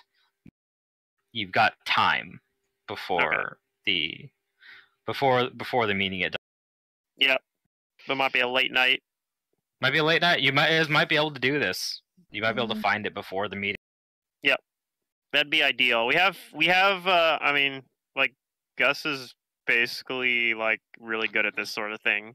So that's why, like, when Fingram like here's the guts supposed to do, he's like, oh well, this seems like it should be like, he's like, I wouldn't be able to do it, but it sounds like something that should be pretty straightforward. So that's why he was like talking about. It's like, oh yeah, like you've given us more than, like, I'm sure Gus has done harder things with less less leads than this. So yep. So yeah, we'll take our leave then, and we'll give like a polite bow and or something. She merely offers a wave of her hand. Yeah. And Cassettes sees you out. All right. And meanwhile, Jane and Gus you're given fresh water with little biscuits by the rat folk slave, who is very humble. Yeah.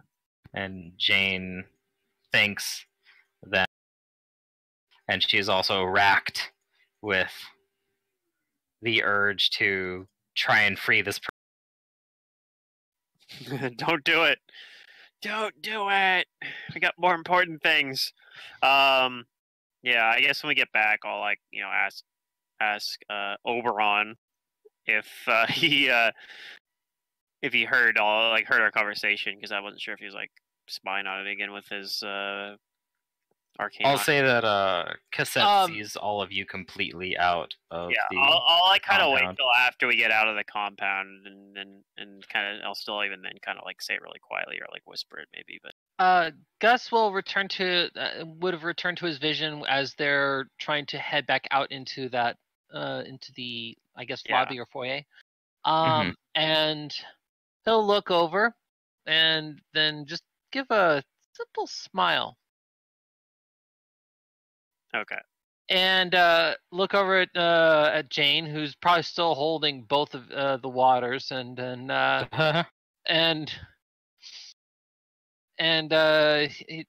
Gus just says, well, no point in wasting it. Chugs the water, pulls out a flask, takes a swig, puts that away, and then says, "Shall we?"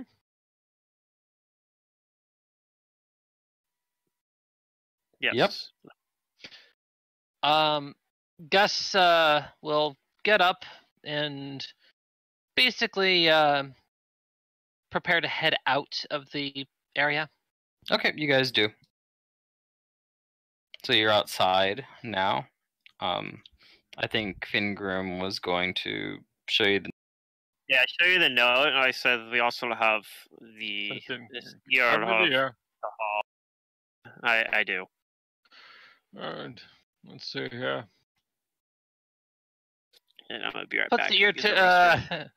Puts the ear close by. Can you hear me? No? I tried. A little bit morbid. There's the note written out for you. Thank you. So Gus then is going to go and say, well, let's head over to the shipwreck for a bit, and I gotta take care of some business. That's the weirdest ransom note I have ever seen. Maybe. Okay, so I assume you guys all head back to the shipwreck. Gus heads into the room, into his room, and is Okay. going to pull out the mirror and is going to prepare his scry.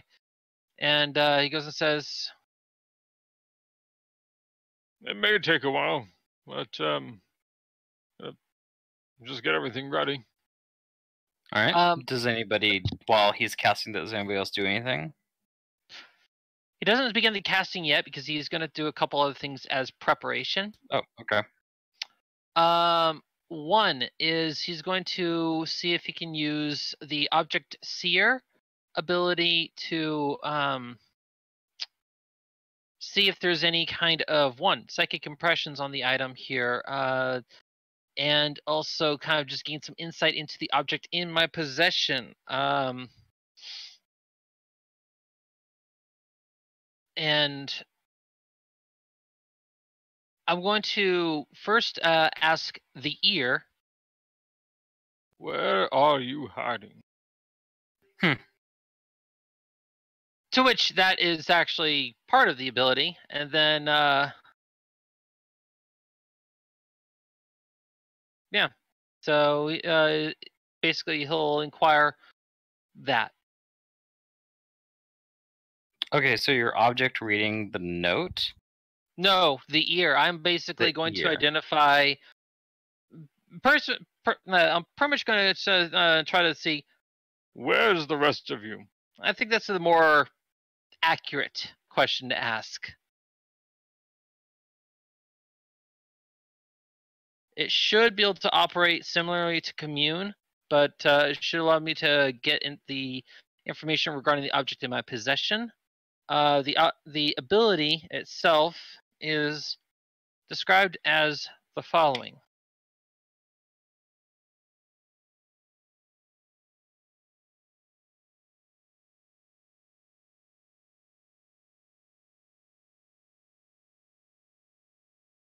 Okay.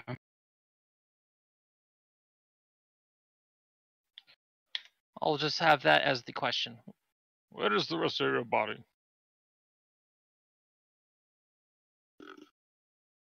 Where is the rest of your body?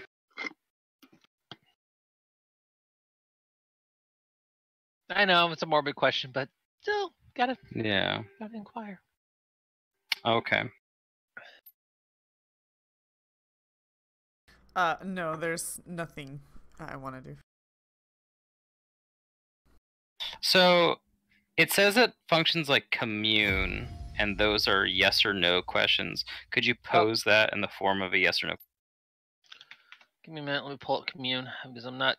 I've not used that spell before. So let's see. Pathfinder commune.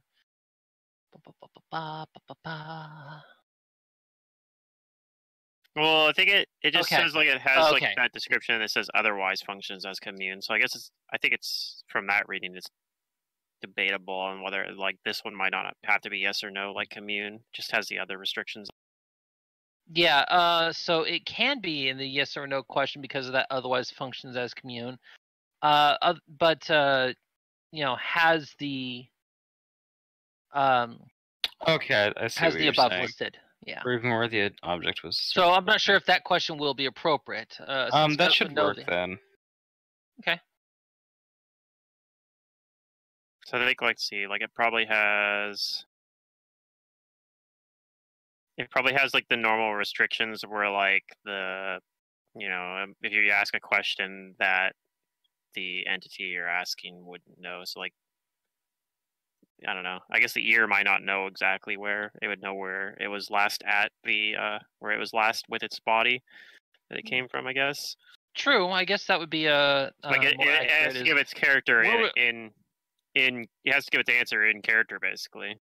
Yeah, so then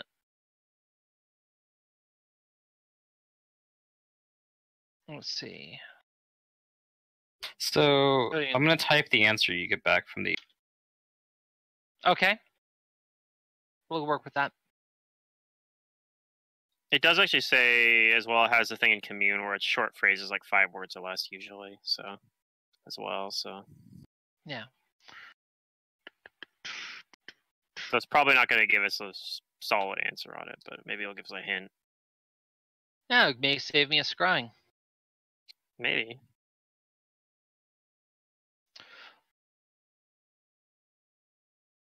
Best part is this is not one of my spells. This is one of my focus powers. Yeah. So that's always useful. What the hell? Okay. What the hell? What? I didn't do it. Windows just keep trying to open up in my browser for some reason. I fixed it. I still didn't do it. Yeah.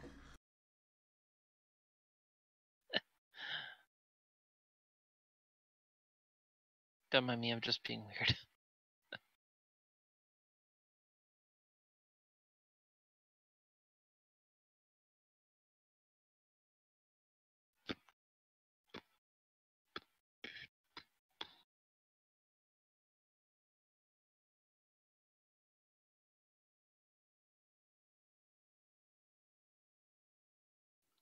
All right. Here's the response that you get from the ear for the question, "Where is the rest of your body?"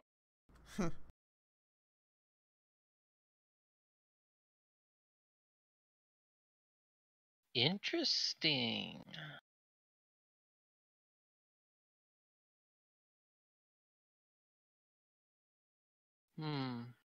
Okay, but that actually gives us a lot to work with because we have those 2 contacts we want to talk to. So they probably could, like, they probably could tell us who that is, basically.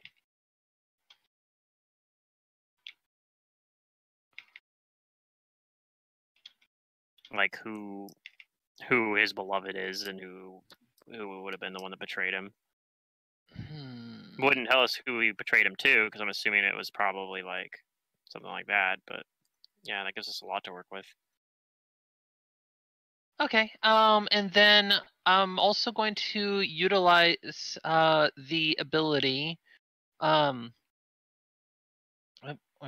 it go? There it is. Okay. I'm going to go ahead and see if I can use object reading on the. First, I'm going to do it on the ear. And the. Okay. Now, ignoring magical properties, blah, blah, blah, blah, blah, because obviously this is not going to apply. If it does, great. Give me whatever's applied to that. If the item has historical significance, I would learn 1 piece of information about its past. That's up to you. Finally, if the item was last used no longer than 1 day ago per the occultist class level, so within the last 12 days, the occultist learns 1 piece of information about the last creature to use the item. This information might be a glimpse of the creature's appearance, a brief vision of what it saw while using the item, or perhaps its emotional state when it last used the item. The GM determines what information is gained in this way. This functions like the psychometry occult skill unlock, but doesn't require a skill check and can be used at will.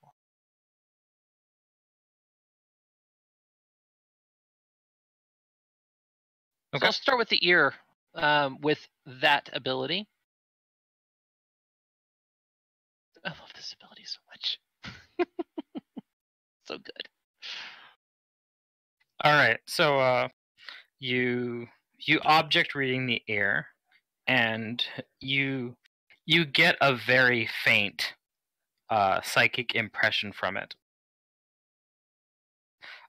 It's brief, but what you get is you're actually hearing somebody whisper into your ear, and you get this sensation of like butterflies in your stomach for a moment, like you feel giddy, and you hear this very soft but masculine voice say, "A present for you, my dearest.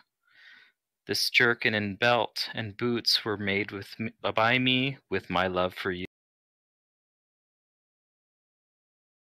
Okay. And then the impression fades. A present for you, my dearest. This jerkin. What was it? Jerkin. What else? Belt and boots. And pair of boots. Were made. They were made. With love for you. Made by me with love for you. Ooh, he's a boot maker or a wonder cider maker. Well, there are certain things I'm not sure. Are you thinking about that, Kudu? Give me a wisdom check. Yeah. Okay. Keep in mind, Gus has not shared any of this as of yet. Okay. He's going to, but if you do share it with Kudu, then I will allow her to make a wisdom check. Do you mean to roll that now? I will be because I like it, but yeah, I like Secret's train of thought. Yeah. Gus is going to be sharing the information after he has done his things on all the items, but he will be sharing all those details let me roll in the it final now, so I don't forget. Go for it. Yeah, go for it. Go for it. I just want you to know on when it applies. What did you want? A wisdom? Wisdom check. Oh. That's as far as my thought goes. You're not sure, but like you feel like those three things have something in common with each other. Their clothing. That's what they're in common. Maybe it's just that the clothing. But it might be deeper than that.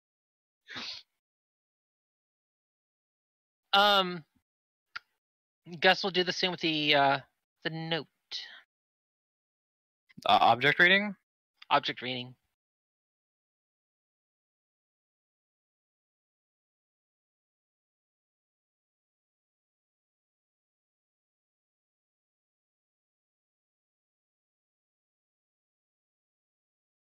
Right, give me a linguistics, actually. As you look and handle the note.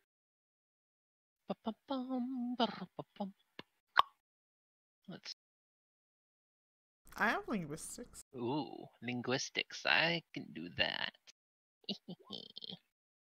I try to help. You do.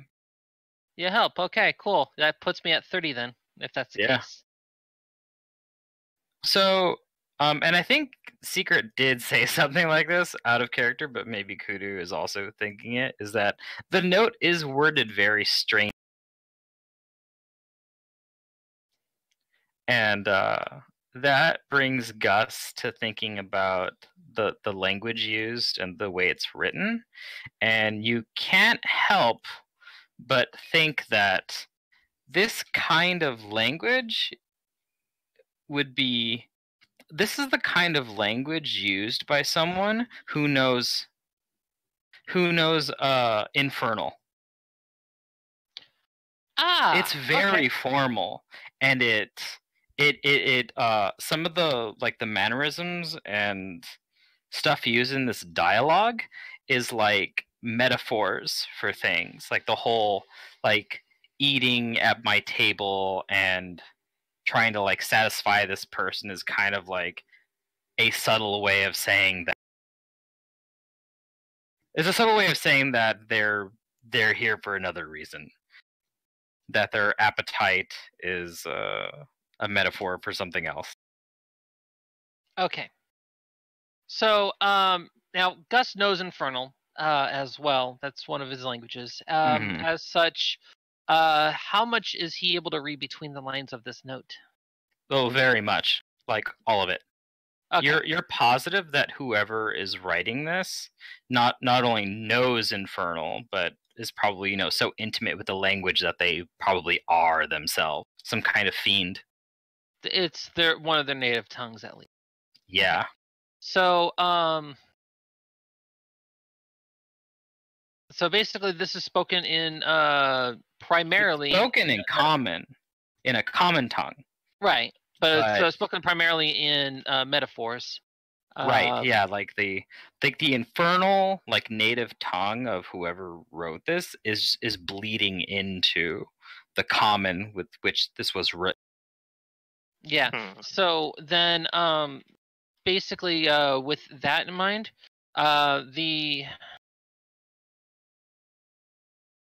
basically, from what I'm understanding, then that it sounds like that. Let's see. Honor to bring your beloved serf to bosom as my guest. Basically, that is what I'm thinking is to be. How dare you bring him over here? He was trying to spy on me, and he's gonna. And if I didn't act, I would have. He would have done something to me. And so and then he gets literal, and then says he's gonna return to hub back to piece by piece, part by part, unless that fate is discussed at the shipwreck at dawn. Okay, so that's kind of where I'm gathering at. Is basically it's like say, how dare you? You sent him to spy on me. He's been caught. I had to do something about that. That's what I'm. Maybe. That's what I'm in. It's not a bad. It's not a bad thing to glean from it. Okay, so then with that in mind, then Gus is going to what other abilities can he go ahead and utilize for the sake of doing all of this fun shit? Because this is fun. So let's see. Ooh, I wonder if this would. Does anybody else do anything? Well, Gus is doing all this stuff, or does anybody else have something to play off of the information Gus is?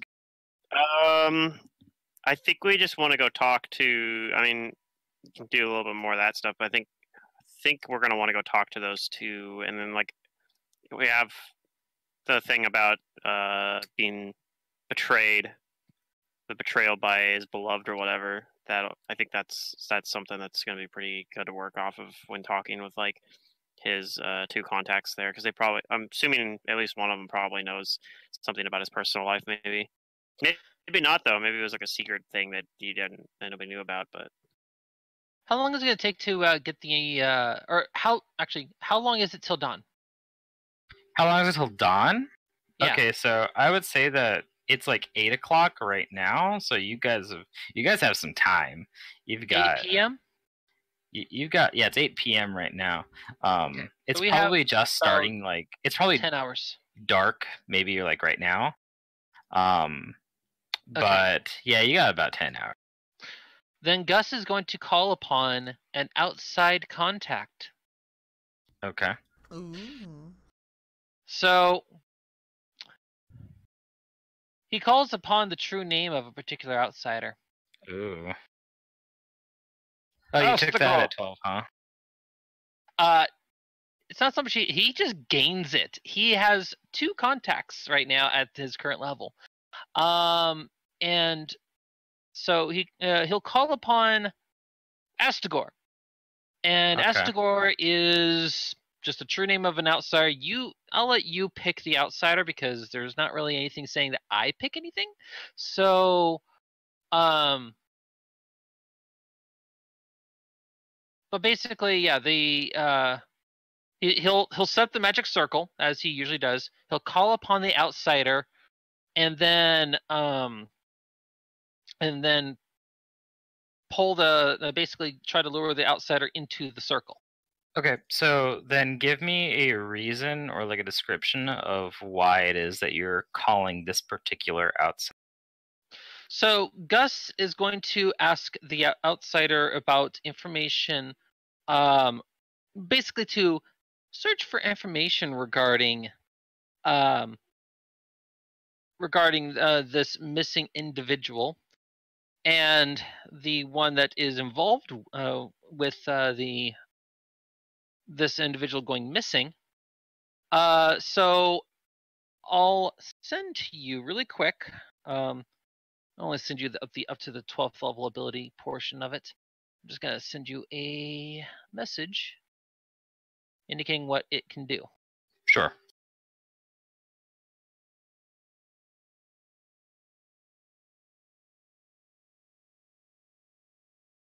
Oh. Good to know. Apparently this mouse has more buttons than I anticipated. Partner's computer, new mouse. There we go. So.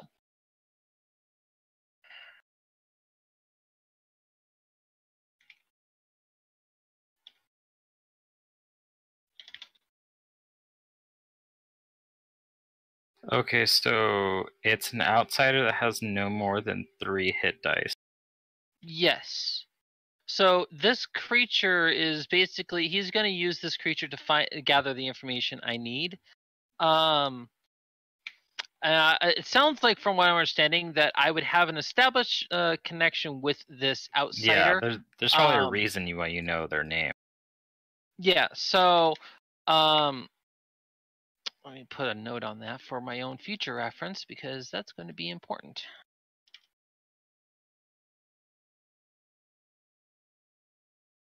Do you need me to put down information regarding how I know this creature?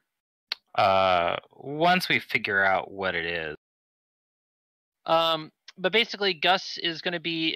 This is what he's probably connected to, is going to be a very inquisitive or investigative outsider of sorts. You know a little bit more about what's actually in the bestiary, so. Yeah, I'm thinking of a couple of things. I'm just looking through the common outsider. Minor inquiry or something. Yeah, it's from what I can do is I can basically bargain with this creature to go ahead and have it gather information. And Gus is going to be kind enough to provide 3 platinum, which is the cost of the max cost of what it would be to hire its services for this, and gain its cooperation. Mm-hmm. So that way he's not having to work with a role or anything of that sort. Well, he still has to deal with a. And your alignment type, what is it again? Is it neutral good? It is lawful good. Lawful good. Okay. Yeah. So yeah, he would be paying luring it over by saying, "I'll be paying you 3 platinum. A very, very good price. In exchange for some information, of course." The information gained will be anything that can be learned through a divination spell. But basically, the information is always correct, but is frequently, but not always, cryptic. It'll take 1 to 3 hours to gather the information. So during that time, I'm going to be using the scry during the 1d3 hours, and we'll hope that it provides the information sooner than later. But either way, it should be within time. The outsider's not going to like it. I'll say that.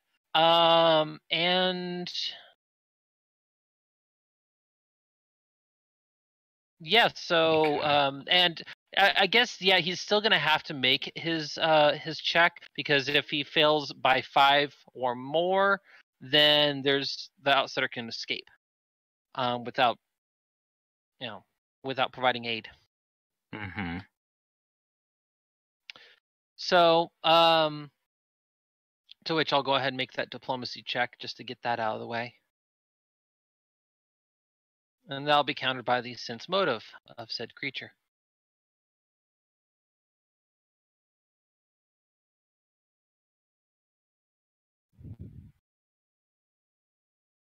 Rolled 11 plus 15, 26. Okay, good. All right, so that's a decent roll. And then, yeah, I guess everything from there is going to be in your hands there. Yeah, still looking for. I apologize. I know I did not prep you for this. And I would say that for your other contact, you should think about what that contact is. Yeah, I'll discuss ideas with you on that later and such. I just got right now. What I'm contact thinking just now, so. is an angel, because you share an alignment type, and that's probably the easiest thing to say would work with you. Yeah, angels, archons, and the like would make sense.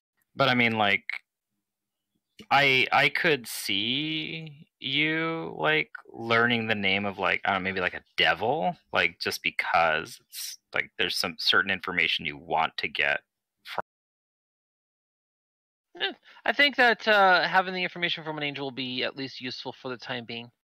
So we'll go with. That's what I think I can explain the easiest without taking like too much more into this.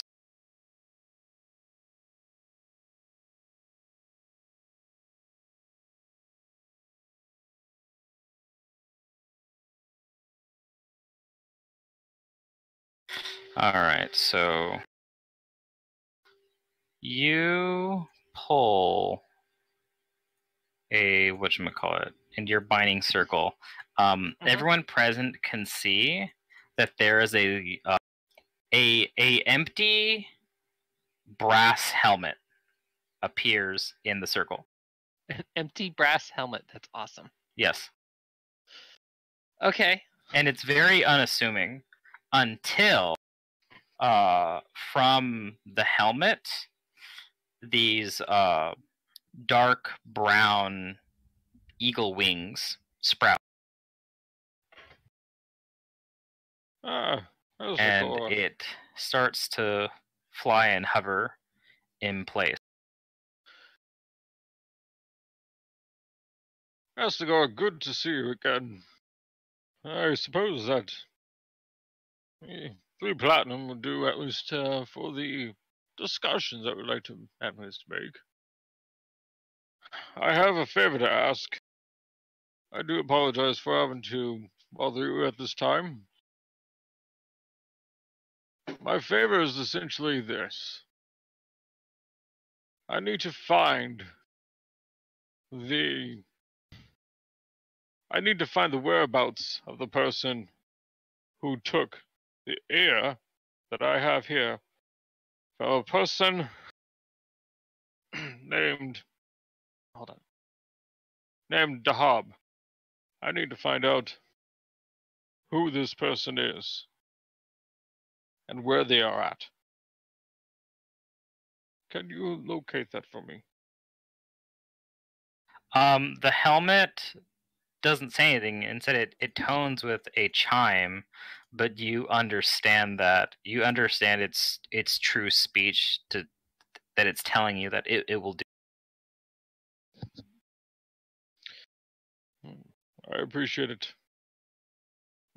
Take the time you need, of course. And I'm gonna be doing some studying in here for a little bit. You know where to find me. Okay. Then as long as you let it out of this binding circle, he gives the payment. It starts to. It whatchamacallit. It doesn't have anything to accept the platinum with, but like I assume the platinum just kind of vanishes from your hand. Yeah, makes sense. It starts to. It actually flutters out the window.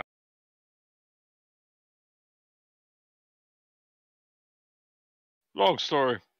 Yeah, you wouldn't want to know.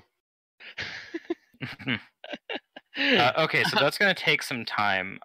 What else do you guys do? We could go talk to. We try going and finding one of the 2 contacts, Ramir or Azim. Is everybody going to go and do that? Yeah. Yeah, I know at least Fingram is. Okay. What about Gus and Jake? Gus is staying behind, and is going to continue searching via Scry.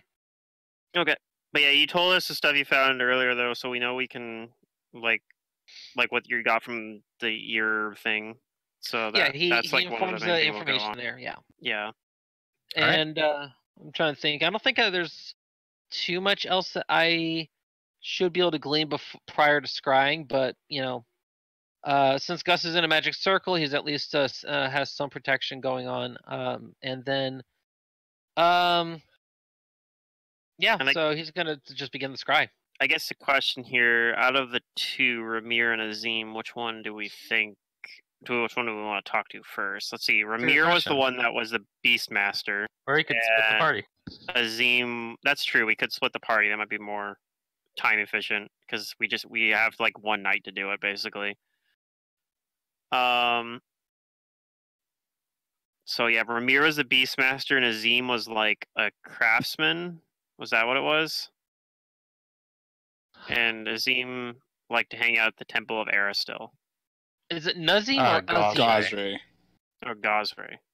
It's Okay. Azim. Azim. Okay. So, Gus will suggest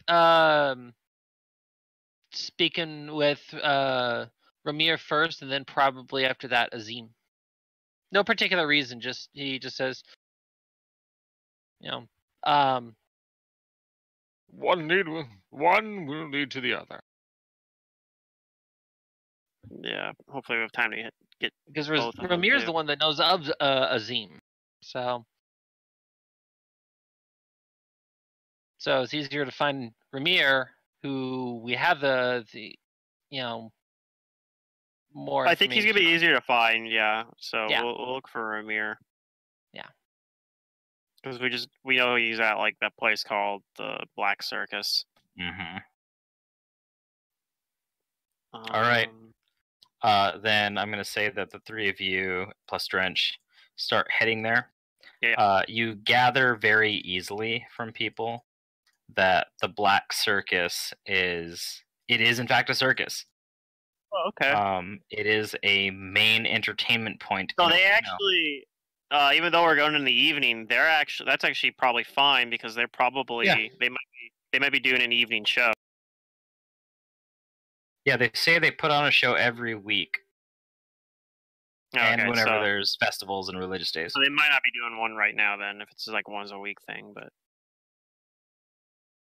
But it's used often enough that there are definitely probably like people. Yeah. There. Okay. Well, we'll go try to find it. Okay. You guys head over towards the Black Circus. Yep, I'm gonna cast heroism on myself before we go there. It'll last for 2 hours, so give myself a little bit. Might cast freedom of movement on himself. You do that. I'm not necessarily expecting us to run into too much trouble, hopefully, but plus $2 to all skill ranks, pretty good, or skill checks is pretty good. So. Thank you, Matt, for that, by the way.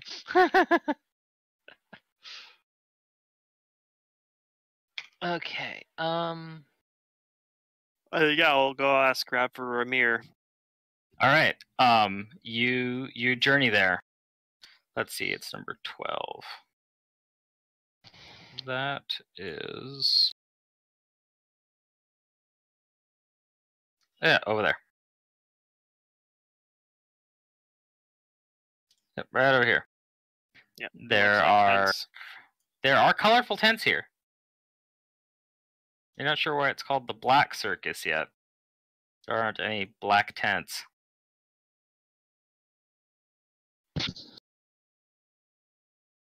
Mm-hmm.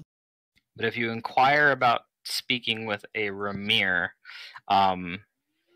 through several people you talk to here, you gather that he is one of the animal handlers. And they point you towards where you can find him. Okay. Yeah, he's probably like taking care of his animals right now. So alright, I'll go looking for him. And before you do go, they just ask you why do you want to talk to him? It's one of those days where there isn't like a show going on, but they tell you that he's there taking care of the animals. I'm gonna say that I'm a friend of his from out of town. Okay, just give me a diplomacy. Or bluff, it's the same roll either way. Or bluff, yeah.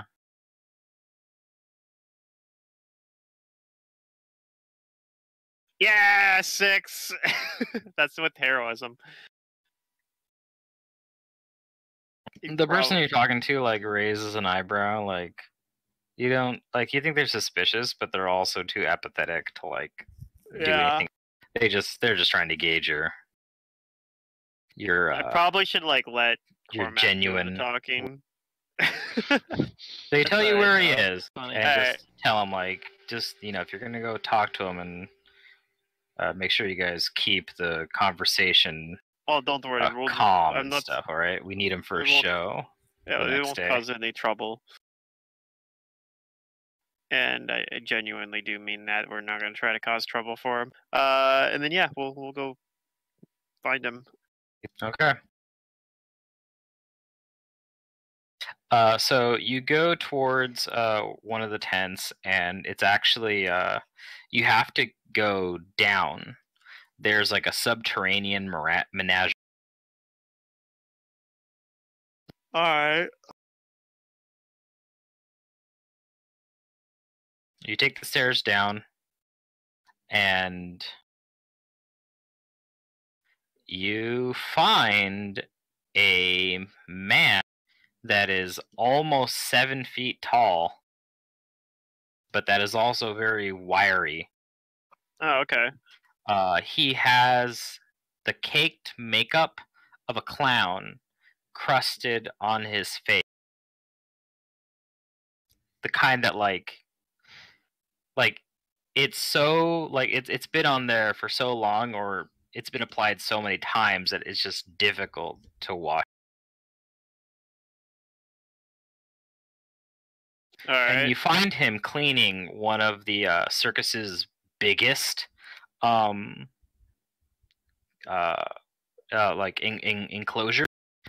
There is a mastodon inside of this cramped cage that is barely a 20-foot square. I think I'm not a druid. I'd be upset about this probably. What do you do? I ask him if he's Ramir. You say that, and the guy is just still cleaning away inside of the cage. It's actually. Oh, okay. He doesn't seem to notice you. Is he deaf? Maybe he might actually be deaf. Yeah, it's possible. I'll try to say it louder and say, I guess I could just name drop and say I'm trying to find the Hob. All right. He's in trouble. You do, and although like he doesn't really seem to notice you or even hear you for that matter, the mastodon lets out like a trumpet because it clearly sees you and doesn't know what you're doing or who you are. And it startles the man, and he looks around, and then he sees you. Okay. And he squints his eyes, and he calls out, "What's that? Who are you?" I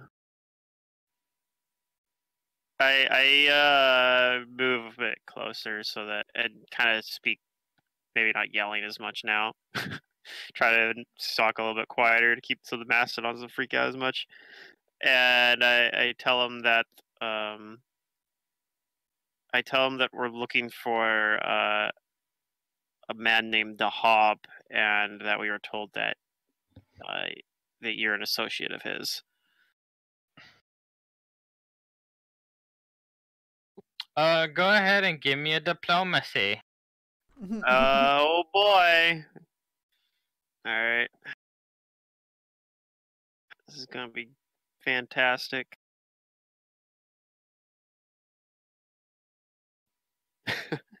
I do have heroism active, so that's a 9. Alright. Cormac might help with a little bit. Alright, but as Fingrim does, I'll get to you in a moment, Cormac. Yeah, he's gonna probably Ramir, not like me. He takes his tool that he's using before to clean the cage, and he goes back to it, like doing it like faster and in more of a hurry, and he grumpily says back to you, I am very, very busy. Whatever it is you need to know, then ask it quickly about him and come closer. I'm hard of hearing. Alright, and then I'll maybe let Cormac take over, because apparently he doesn't like me. No one likes me. Oh. Cormac will move up. You're just gruff like a dwarf. Yeah, no, I probably come across as like very like abrasive about it for sure. Cormac will move up closer. He'll say we're looking for Dahab. Dahab, is that his name? Uh-huh.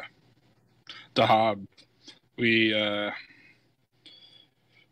We've received that he's in trouble. We were wondering if you know where he might be, or any info on him as well. Okay, give me a diplomacy.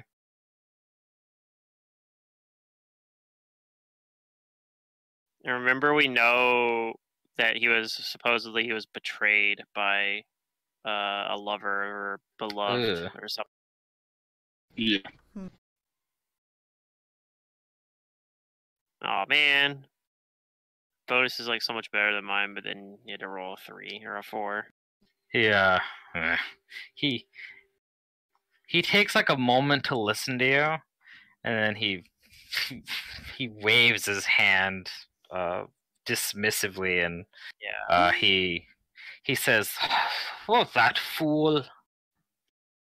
You might have to just rely on our other contact than the other name we were given, and hope that I do not know what Dahab is up to. That man is clearly a fool.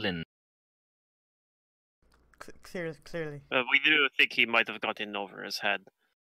And he goes back to like really like scrubbing and like working at the dirty cake. And everybody can give me a handle animal check if you're trained at it. I will certainly. Anybody have ranks in it? I might.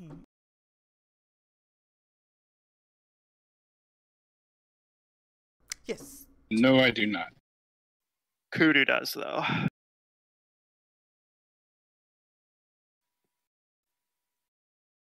They're at least 8 rank.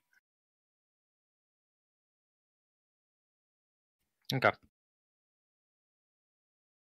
We're not rolling especially great on this particular encounter. You're looking and you're watching Kudu, and you know that like the animal that's in the cage, the mastiff. You can see that it's like it's not too happy right now. Oh. It looks like it's very like it's getting really fidgety. Then. Maybe we should just leave. Yeah, I want to provoke. I mean, there's people. Yeah. I think we'll just try the other guy. Like it's probably Azim. We'll see if Azim maybe we'll have better luck with Azim.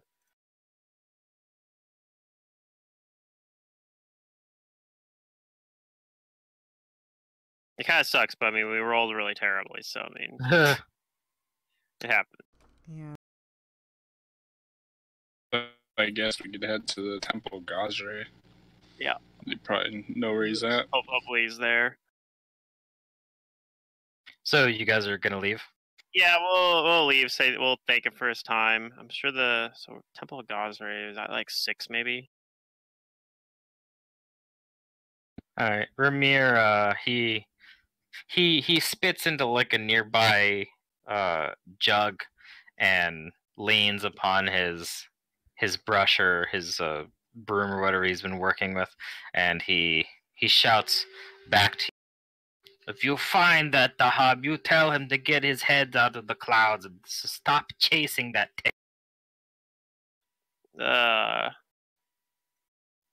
who are you referring to?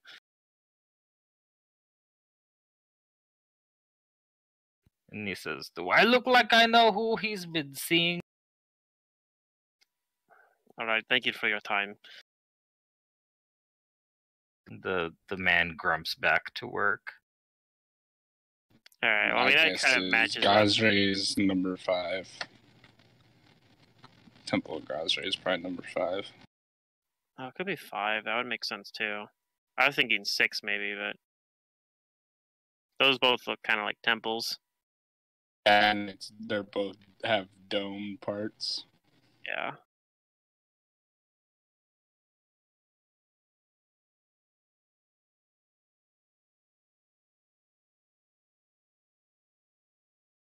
All right. Yep, you guys head towards the Temple of Gazra. More time goes by. It's been about an hour and a half, or maybe. Okay, so Gus probably would have finished his scrying then. Hopefully. I will get back to Gus in a moment. The angel hasn't shown back up yet. Yeah. Okay. Well. But yeah, you guys get to the Temple of Gazra. It is called the Shrine of Thafar. Thafar? Thafar. Okay. Thafar. Like. By the way, by this point, Gus would be doing his second scry. Okay. Yeah, I figured I'd get them and their inquiries before the scry. Cormac pulls out a gold and he places it in like the offering. Okay. Like receiver.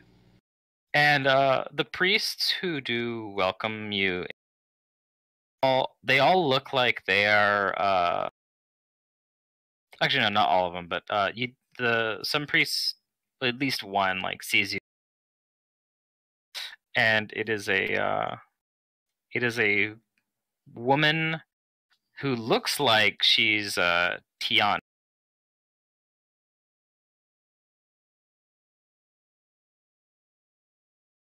And they welcome you in, and they she welcomes you in, and she says to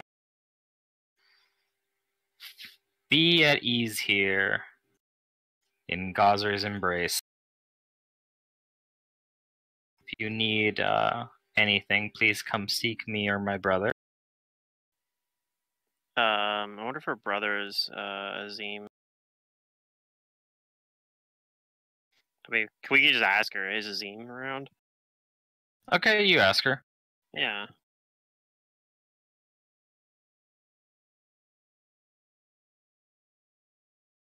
And let's see. What is the information that you get back?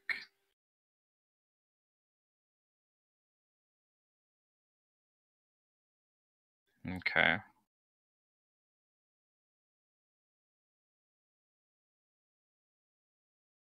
Okay, so she tells you that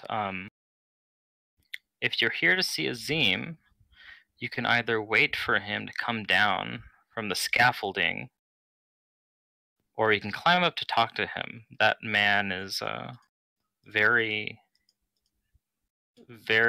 he indulges so much in his work that he refuses to let any time of the day go to waste. He'll probably be up there for another couple of hours before he sleeps. Okay, we probably could just go up there. Or at least I can. I have no problem. Cormac will climb up there. If he lets that figure on me, he's like, "You're lucky." As he starts climbing, I'll probably actually climb as well, but I could just fly up there or levitate. Also, if I fall, then I'll just be like, I feather fall back to the ground, which is pretty funny. Okay. Do you just fly up there then, or do you guys go? I think. Well, Cormac was gonna climb up there. Okay. I guess I might fly up there, like kind of. Actually. So there's a series of ladders then that you guys can climb up, and that's easy. But once one of you gets up to the scaffolding, there's like a number of like just planks. Yeah. On top. I'll just fly. So give me 2 acrobatics checks, Cormac. Good. He might, yeah. especially with freaking full plate. And our rolls today.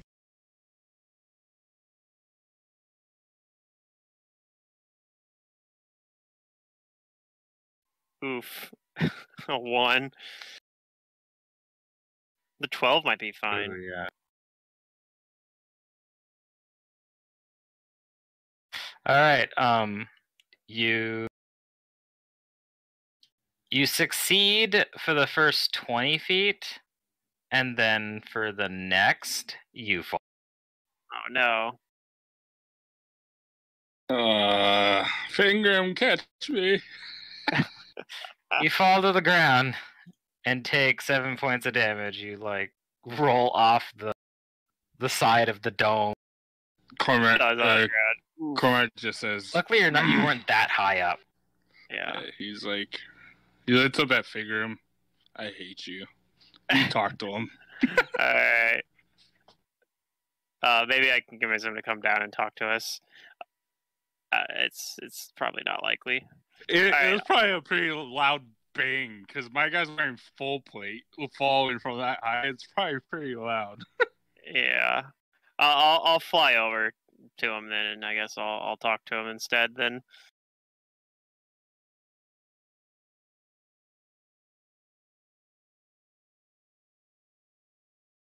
Okay. You fly up and you see the guy working by there's a series of lanterns illuminating where he's, and the guy is small. He is slight of frame and thin. Okay. And he has very weathered skin that you think is just making him look old. But you'd probably say he's maybe in his middle ages. Yeah, he probably just looks old. His skin's worn out because he works a lot. He maybe gets a lot of it's just calluses weathered from maybe working a lot outside even. And as you come flying over to him, he notices you, but he has a surprised look that he seems glad to see somebody.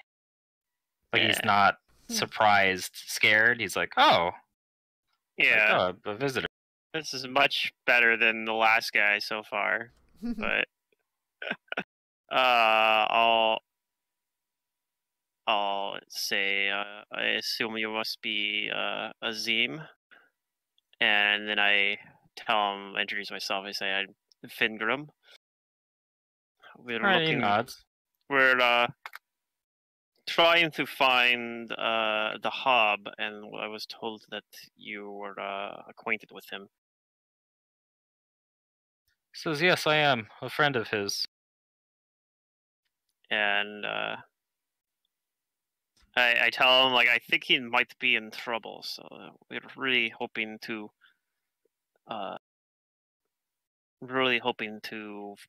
find him as quick as we can and help him out.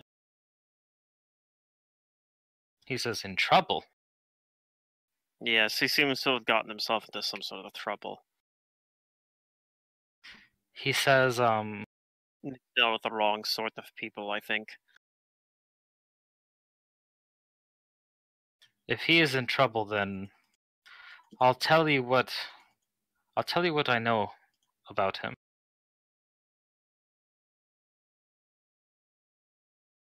All right.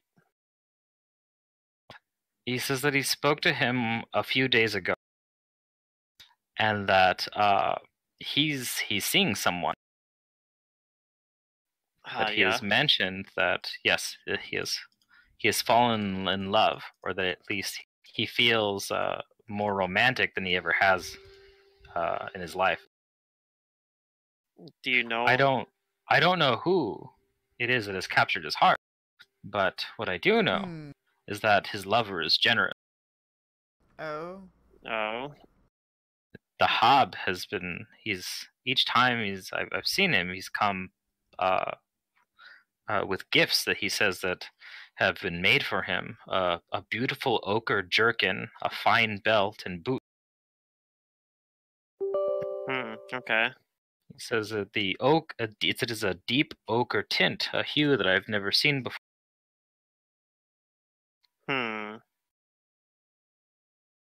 Someone must have that has a lot of deep connections with foreign trade, perhaps. And he says that this is all that Dahab has been talking about since I've seen him.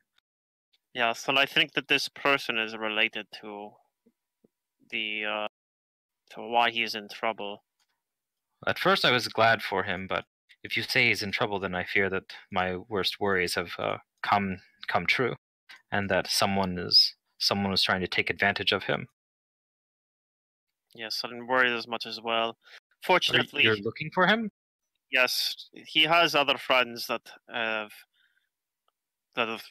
told us about why he is in great danger and have tasked us with helping out. We're doing it as a favor for a mutual acquaintance of ours. I don't actually know Dahab myself. Well, he tells you that I hope you're successful. I don't want anything bad to happen to my friend. Hopefully we'll have him safe by morning. He nods. He tells you that he can tell you everything else about Dahab that you want to know, but it's mostly mundane things. His odd behavior and this romance were the most recent and odd things that he's seen so far. Yeah. And he said that he hasn't seen him for a few days. Well, I'll tell him that like what he's told us already, actually, or he's told me already, is actually like very helpful, actually.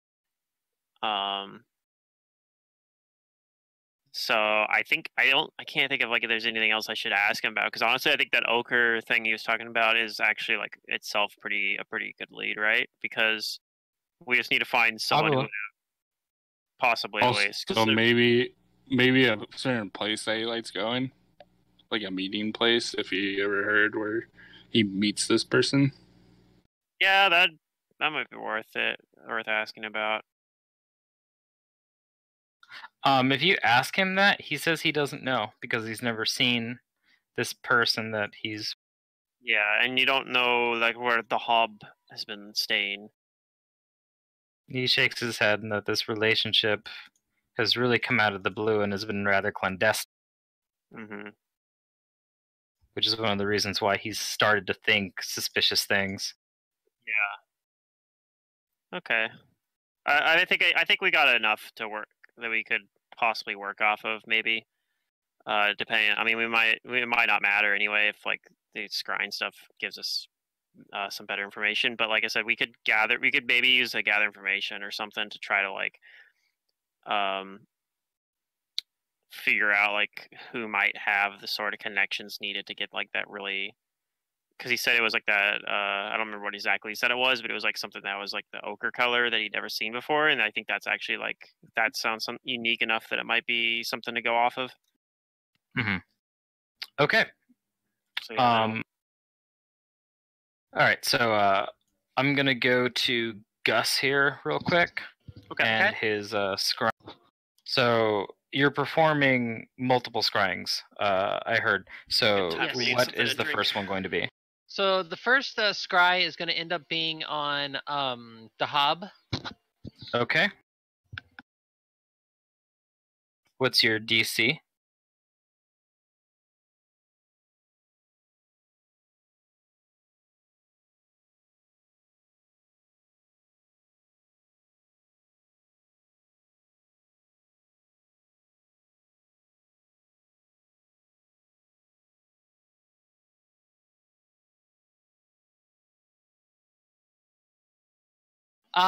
Let's see. DC is...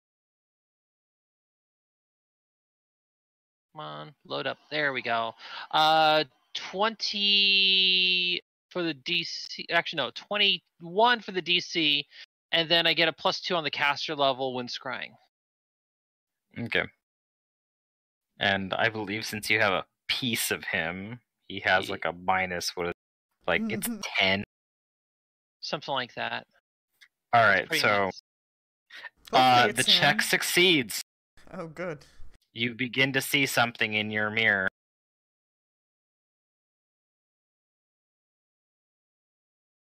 You see a large bed covered in silk sheets. And on top of this bed, tied and gagged, is a man. He's wearing a bright ochre jerkin, a belt, and it looks like this man is just sleeping. But you see that, like, where he's been bound and stuff, his wrists are bloody, like he's been trying to get out of these bindings, but has been unsuccessful and probably worn himself out and tired. Okay. And he's missing an ear? And yep, you do see that he is missing an ear. So is the song stuck in the middle with you playing in the background? I am hoping someone gets that joke. I don't know. Okay. It's a Reservoir Dogs reference, and it's a really effed up one. It's really effed up. Gotcha. Anyway, so, all right. And is there anything else in the room that Gus can see? Anything that's identifying of the location?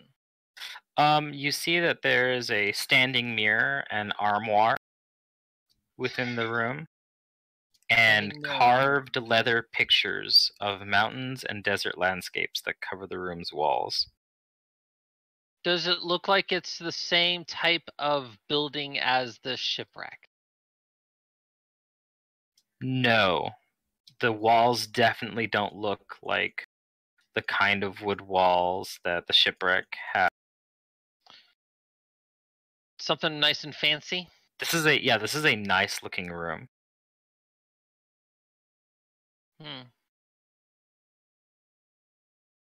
Okay. Anything else to note?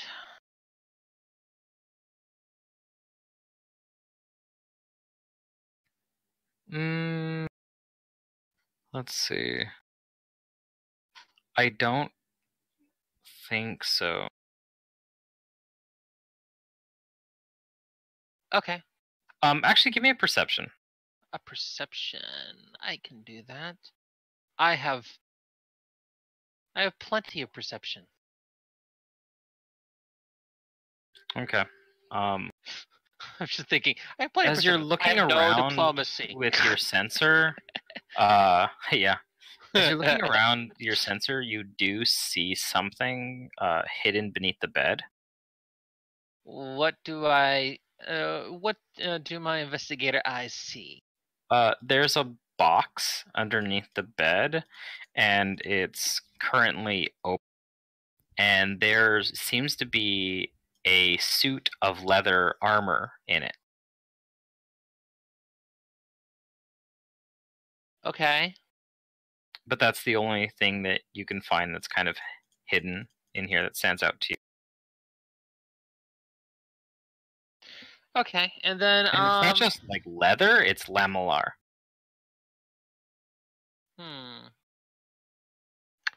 Well, that's just okay, that's interesting then. Yeah, so it's like a very fine kind of leather armor. It's not at all like the normal kind you see. So whoever made this probably like specializes in. Okay. It's a very particular kind. All right. So I guess that is all I can get out of that one. So then the next thing I'm going to go ahead and look for is he's going to go ahead and do a scry and see if he can find out let me see. Is there anything you can find out regarding the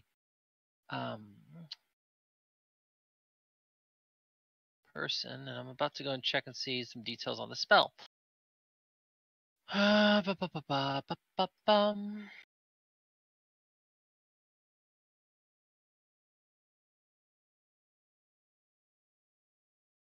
it doesn't say I need to know a name. It just So I will try to use the note to scry on the person that is done this to Dahab. So who wrote the note? Yeah, I don't have a name, so I'm gonna see if I can scry on the writer. Give me a caster level check. And this is apply any kind of spell resistance things that would over.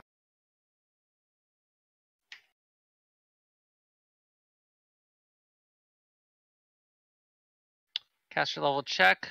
Okay. Okay, it's a good roll. Yeah.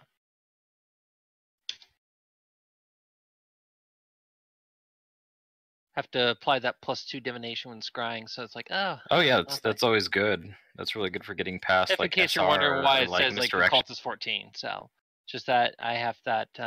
Yeah, you have to make that distinction and roll 20, so it treats it as 2 higher. Yeah. Okay. And you said the DC was 22? 21 for the DC 21. itself. Yeah.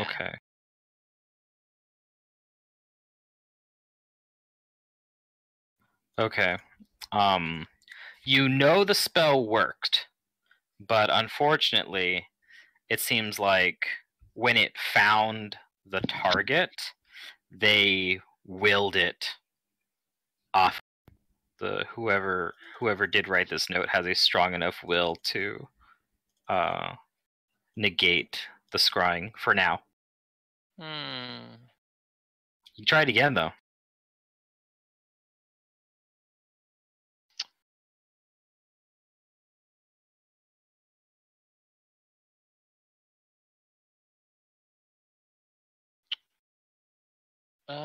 I cannot try again.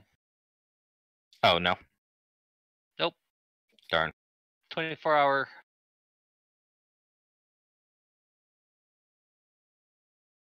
So, anyway, so yeah, then that will be that'll be really what he does to gather the information, and let's see. I'm trying to think if there's any other abilities he can utilize.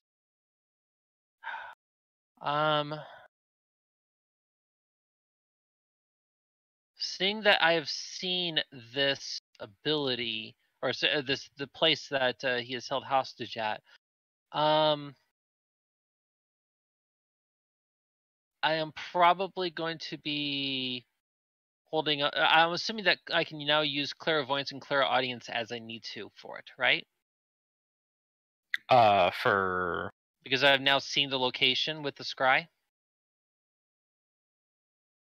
So clairvoyance, clairaudience, the way it works is that it creates an invisible magical sensor at a specific location that allows me to hear or see, almost as if I was there. I don't need line of sight. The locale must be known, a place familiar to me, or an obvious one.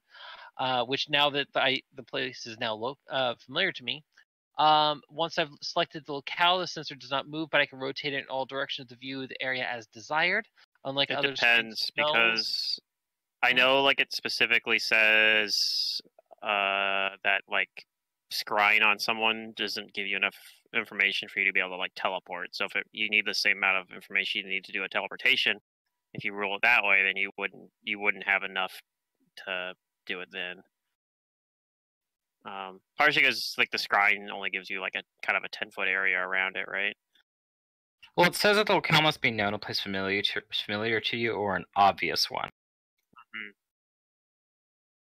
So I would say that like seems like it's a little. You know what the bedroom looks like, yeah, but you think it's like not only is the place like not familiar to you, but like it just being a bedroom doesn't make the location obvious to you. if you knew like the building that this bedroom was in, I think that would make it more. I think that would do it. But just like a bedroom isn't like strong enough. But what was the other option? I mean, that's really kind of it. I mean, it comes down to after that, it just talks about the limitations of enhanced senses, darkness, blah blah blah. Mm-hmm.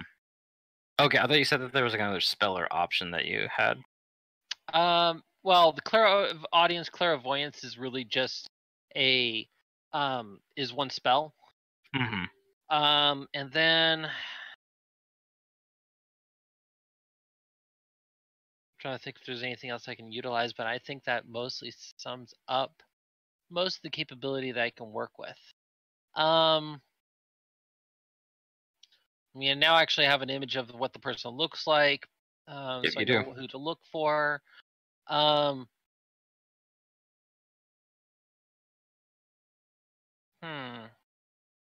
Wait a minute. How well will this work? How well will this work? Okay. I'll have to do a little bit of investigating on this, but I could also do a locate object as well.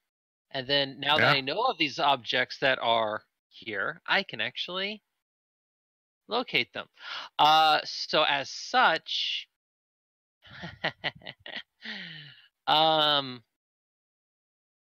that's one. So I can basically search about what is it? 880 feet radius. Yeah. So that gives me a lot to work with. I just need a general direction. So all I have to do is go off of that. So I just need to narrow down the search. Okay. That works for me. Gus did both of the scries. Has the person returned yet after 2 hours? The angel? Yeah. Yes, after 2 hours, the angel does show back up. And your question was who took him? Or was it where is he? Where's the man who took Dahar?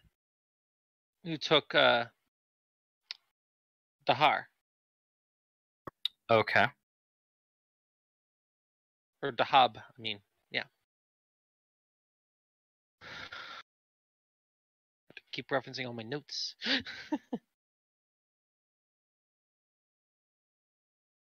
Also, Angel is having way too much fun playing Sans.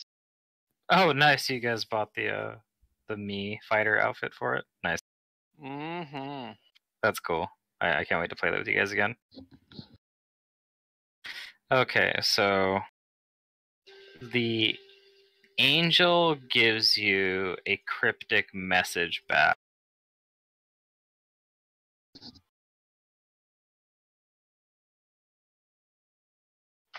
And the angel says, I'm just going to write it out.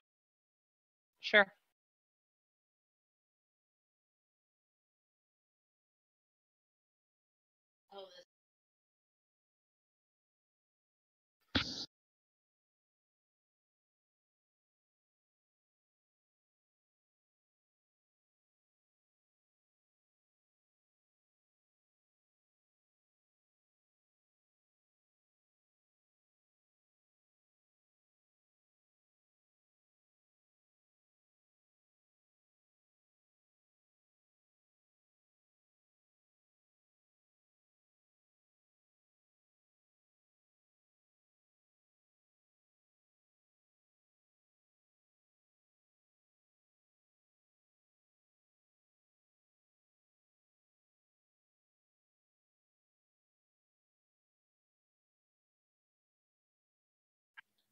And just checking once again, the question was, who is it?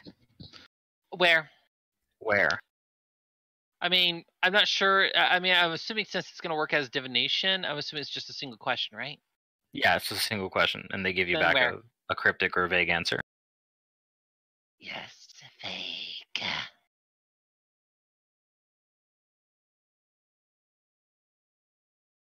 The idea of Sands versus Ness is a very effed up idea.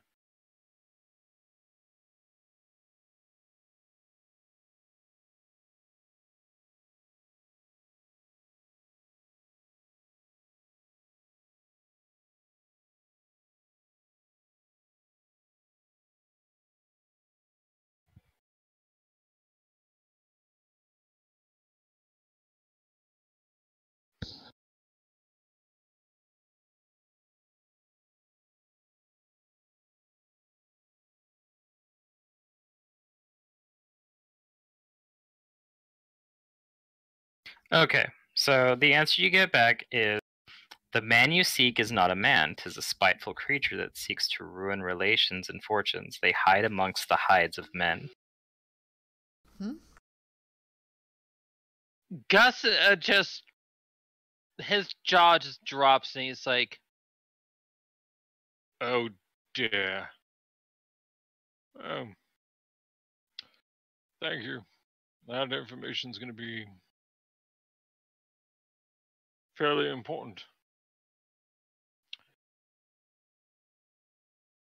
Did you still get a location at least? That was its vague, response to the location. It's kind of a little bit of a cryptic kind of riddle thing here.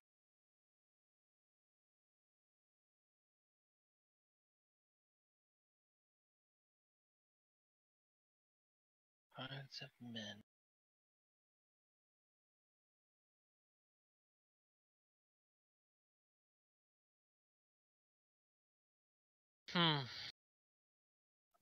All right.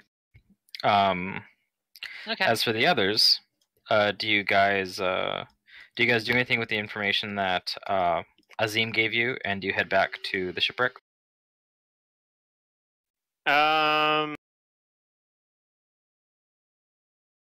Like, unless we, like, the problem is it's the evening, so I don't know if it's like, if we'd be able to really, it'd be very easy to go ask around. Yeah, it's about 9 p.m. right now. Yeah, like, I don't know if we can really go around asking around, like, hey, where would you get this strange, like, something, what do you say it was in ochre color? Yeah, it's a deep ochre. Yeah. Like, I might ask about, like, where someone would find something like that in these markets. So, do you want to give me a knowledge do you want to give me diplomacy to ask around, or appraise? Can one of you guys be trusted with a knowledge to figure out where you might be able to find it? I don't have knowledge local, unfortunately, but I do have appraise. That knowledge local. Let me look. I don't know. Sometimes I bring those weird ones. No. Knowledge local is not even a weird one. It's I'm one the geography nature person. That's it. Yeah. Knowledge local. I don't know. I didn't take it because. No, I don't have access to that either. Yeah. My ancestors climbed trees. Okay, like. I don't know. I came out of a hole in the ground. I don't know anything about the local customs. So yeah, all I got, like I said, that might be sort of relevant, is I got appraise, and then I can do diplomacy to try to ask around. So I'll do that as well, which is not a very good roll. So it's probably a dead end, basically, is what I'm saying, at least for me trying to do it. But I'll try asking around a little bit. Oh my god, these rolls. Oh god, yeah, you guys. All right, so we don't find anything about that, but it seemed like a good idea. Mm-hmm. You think that if you could just find somebody or think real hard, that knowing the color might tell you where, like where would one get something like this? It seems particular. All right, well, we'll just bring this. We decided after getting the cold shoulder, asking around a little bit, like maybe Oberon. That was the name, the alias, right? That he used, Oberon. Yeah. Yep. Like maybe Oberon can help with it. It can make something of this information. All right. And we'll head back. All right, you head back. And we probably get there after he's finishing like a second scrying and doing some of the other stuff there. So maybe reconvene. You guys all reconvene. Yeah, what and do we you say, do? What information do you share? Yeah, I mean, we don't get very much information, so we'll go first because there's not much for us to share. And we say, well, you know, Ramir wasn't really willing to talk, but Azim told us about more about this this beloved that you mentioned that betrayed him, and that he was getting gifts, including one that stood out as a very strange ochre color. That a jerkin. Yes, and it seemed Azim said it didn't look anything like anything he had seen before. So I thought perhaps it was something that would help us identify perhaps where he might be. It's an exotic good, perhaps. It would give us a hint on his sort of connections that he might have had or who he might have been. Well, I'll certainly say this. I know of the jerkin that is being referenced here. In addition, there's a jerkin and a belt and pair of boots. The jerkin was supposed to be ochre in color. And I was able to discern that the hob is in a very nice looking room with, how should I put this? He's tied up on a bed. And it seems like that the enjoyment has long since passed, since his hands are all bloodied from him trying to escape. And in addition, it seems like that the man that we need to seek that took Dahab is basically, he's not a man. He's a spiteful creature. He seeks to ruin relations and fortunes, and apparently hiding amongst the hides of men. I was given this information as a cryptic riddle, of sorts, from a contact I have.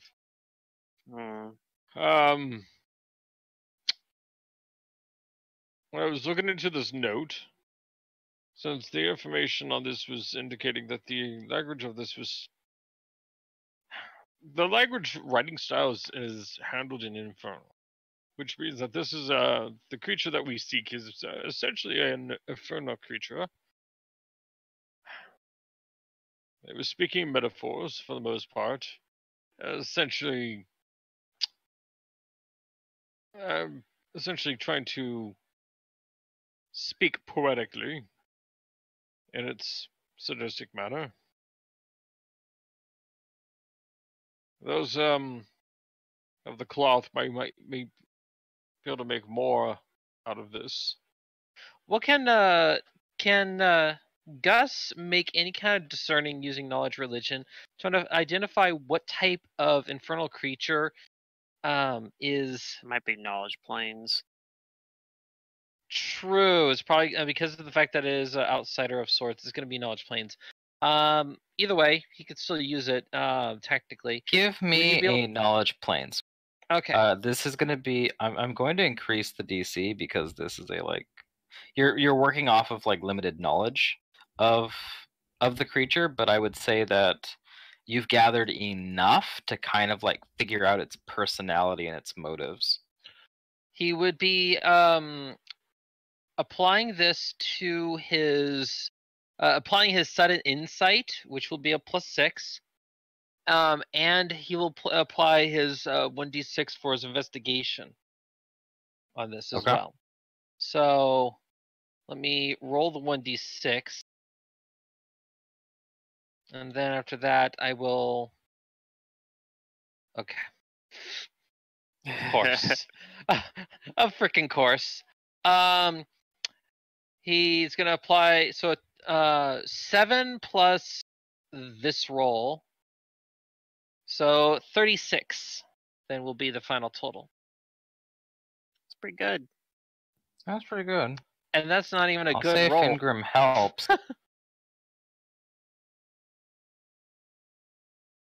Okay.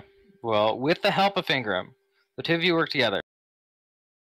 And yeah, like maybe I'm listing you think off you know devils. You think you know what you're dealing with. Okay. Maybe even like Gus has like books and stuff on him that he's referencing. Gus does have some books. I'm trying to see if he has those books. Give me a minute. But anyway, go on.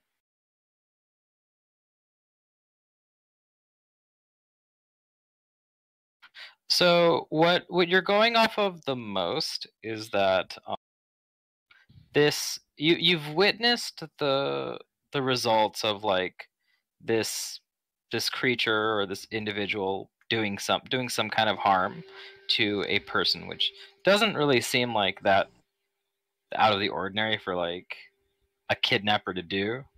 This is just like a very serious one. And then you start to think like, okay, well it might be some kind of fiend. And then you work off of what the angel said, that it's interested. It's a spiteful creature that seeks ruination, whether it's of relations or people's fortunes. And that all tends to be like a common theme here. And you start thinking about a rare kind of fiend that isn't typically seen too often. It has more of a people know more about this kind of fiend over in where you are, like the eastern portions of the world, or like the like around Garund, or around Kadira and Avudra. It's more of that kind of setting. But there's a kind of fiend called a div. And divs cause wanton destruction. Divs. Hmm. Says the player, not Kuru.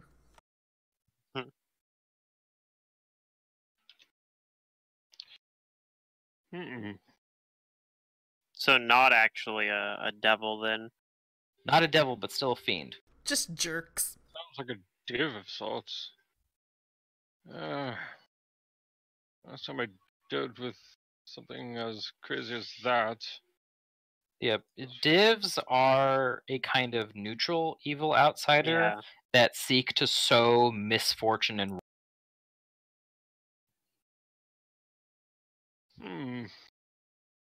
Yeah, but there are. It would actually almost have been more comforting if it had been a devil, because they're more predictable. Divs are vile, selfish creatures. Mm-hmm. And you think that the kind of div that you're dealing with is this whole like seducing of a mortal seems pretty. Seems pretty what?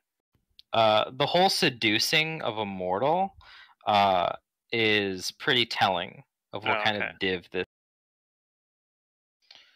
Do I know of any subcategories of divs?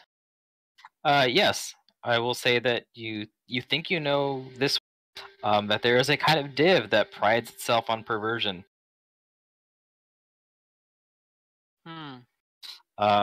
These ones in particular will don alluring forms to seduce potential victims and ruin not just their relationships, but the relationships of anybody that person is tied. I see. Which might explain why they're trying to get at Nijana.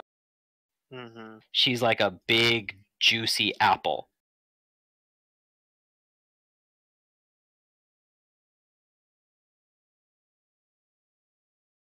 Okay. And these divs are called parekas.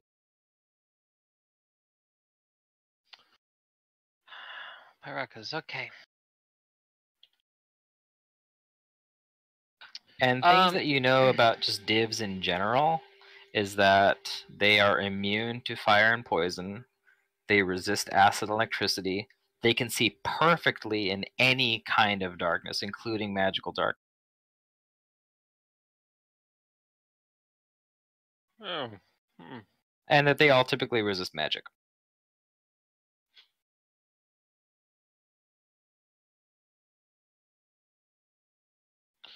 Well, that sounds very unfortunate. So it sounds like that the creature that we're seeking is going to be some sort of parak div of sorts. A pretty evil, dark creature. And in some ways it makes it easier though, because if we do find it, the solution to how to deal with it is just to banish it from this realm. do you have a means of banishment? Well, normally the easiest way to banish an outsider like that is by stabbing it a lot. I mean, that is one way to banish a creature. You just destroy it, yes. But I'm not sure if you have an alternative means. Cormac will speak up if I have time. If we wait till morning, I can prepare the spell banishment. But other than that, well, I suppose that if we find the creature, it's probably going to be actually where, if we wait until dawn and arrive in the room that we need to be, that would be a possibility. But at dawn, you're going to have that time to prepare. That's not going to work. Tell you what, I think since we're short on time, we're going to have to just make use of what we can. Let's destroy the creature. Back down to the fucking depths of Abaddon if I have to.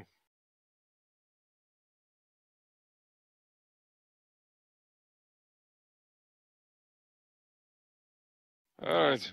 We have a lot of information about who this was, but I don't know that we're really any closer to finding the actual location. Yeah, okay.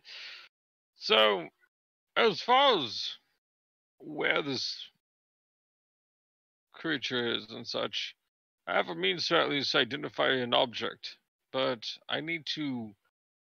The intel I need at this point is... We need to find out who Dahab was in a relationship with. It seems like that this was potentially a homosexual relationship, from what I'm understanding.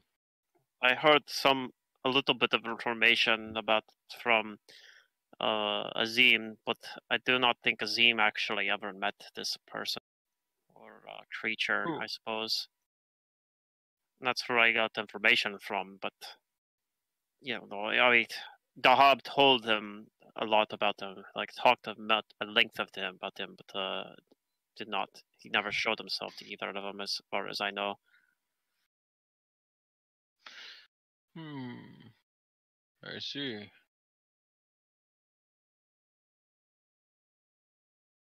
Well, based off the description of the room. Let's see here. As far as the description of the room itself, the room is supposed to be wooden. It's finely furnished. There was paintings. What were the paintings of? Let's see. The paintings were...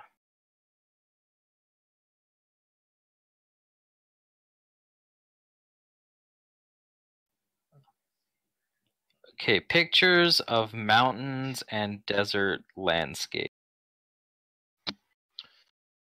Mountains and desert landscape.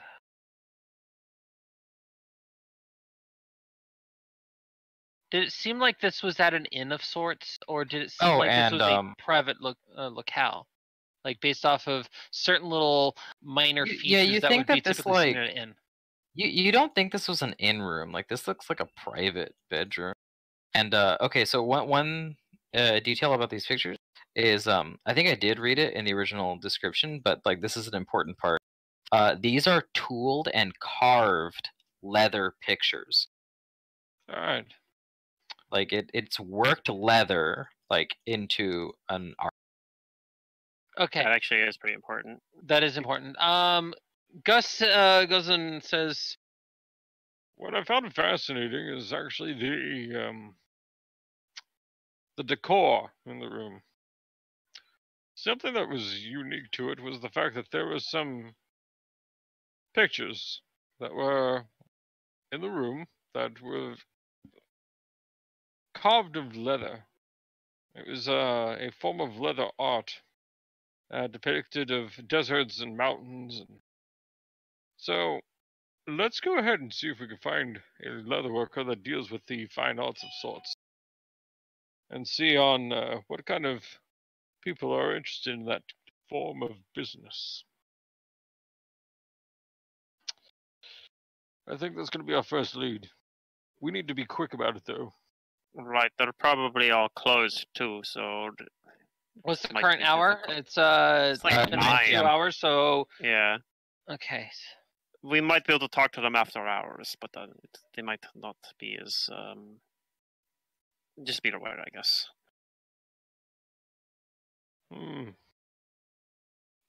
Hopefully we can catch somebody as they're leaving to go home or something, or as they're closing shop or something. Maybe somebody's working late on a late order.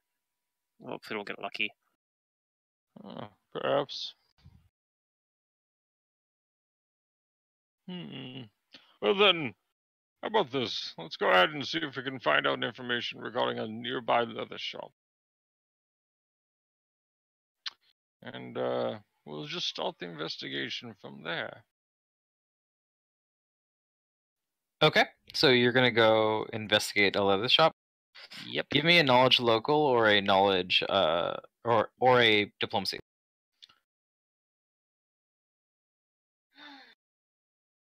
Knowledge local or diplomacy. Okay. Yes. Yep. Whichever one you're better at. Inquire about. I'm not good at either of those. Jane, I think, might be able to assist. I need to know where's a good leather shop around here. It's something that is most urgently needing to be fixed. What did you roll? My total was an 18. On account of the fact that I rolled a 3. A 3. Jane will assist. Yes, Jane. Thank you.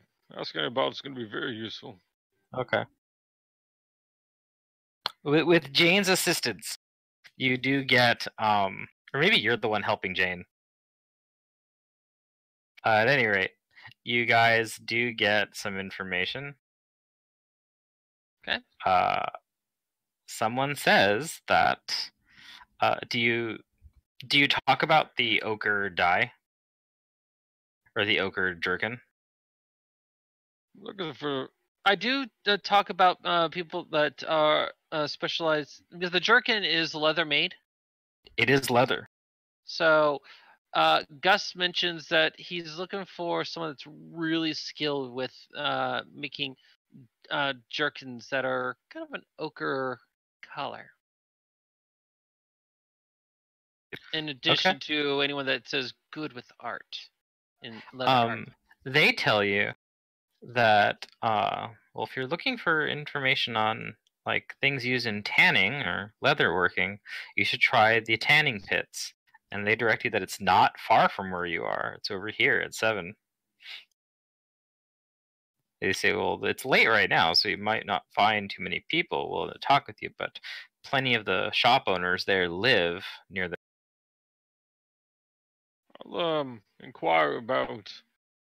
Thank you. I appreciate the information.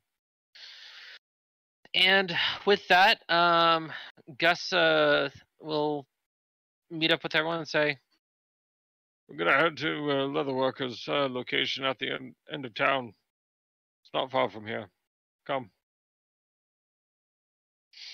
Actually, you know what? From where he's where he's actually at, he should be able to do what I think he needs to do. He is going to cast locate object. All right, you do that, and he's going to try to focus in on the jerkin that was under the armor that was under the bed. Okay. You start focusing, and you know what? Like a dowsing rod or something, you just get this your sensor moves sharply, and it's pointing in a direction. It's pointing you there. Is that probably where we're gonna call it then? Well, do you guys follow it? I will leave you with a name. I think we're gonna follow it. We're All right. Follow Gus. Yep. He's a divining rod right now. He knows the way. Yeah, he knows the way. This is why I love divination so much. It's so fucking cool. Yeah, it really is.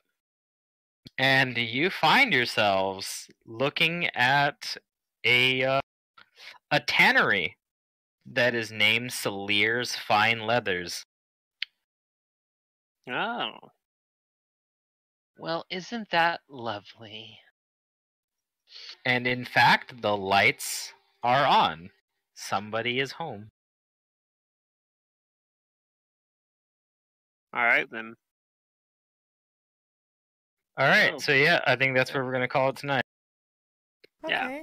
Nice. Let me give you experience for your investigation. Work.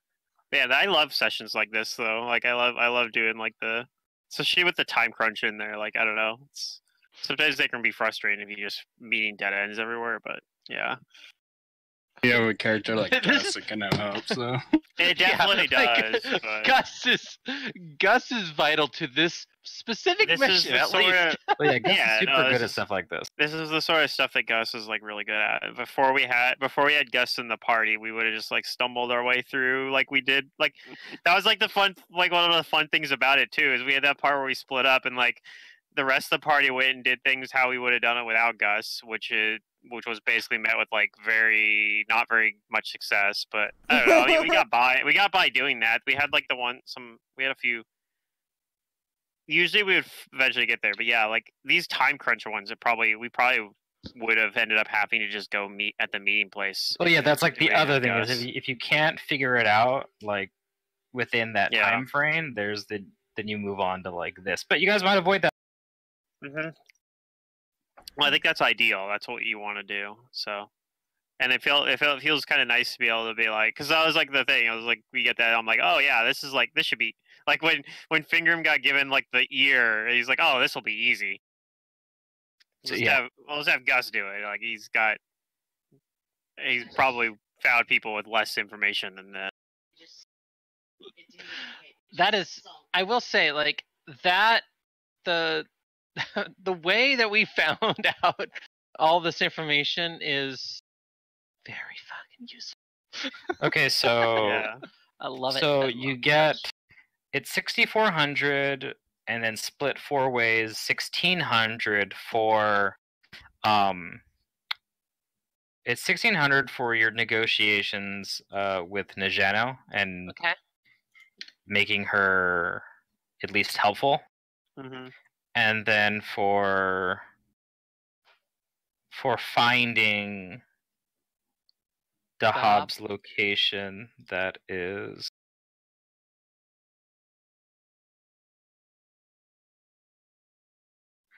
another 1,600, so 3,200 total.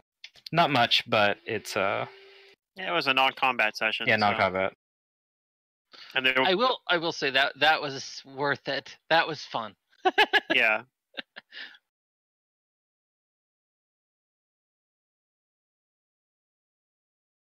Well, thank you again. That was worth it, and I'm happy. Mm-hmm. Yeah, it was fun.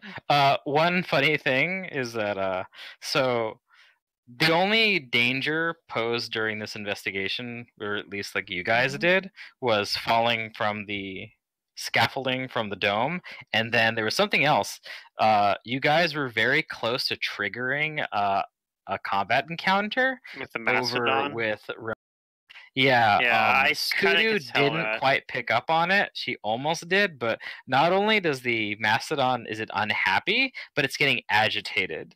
The more you try to diplomacy. That's why I decided just to. The more like it gets like, and 3 failed diplomacy checks makes the Mastodon go wild. we had 2.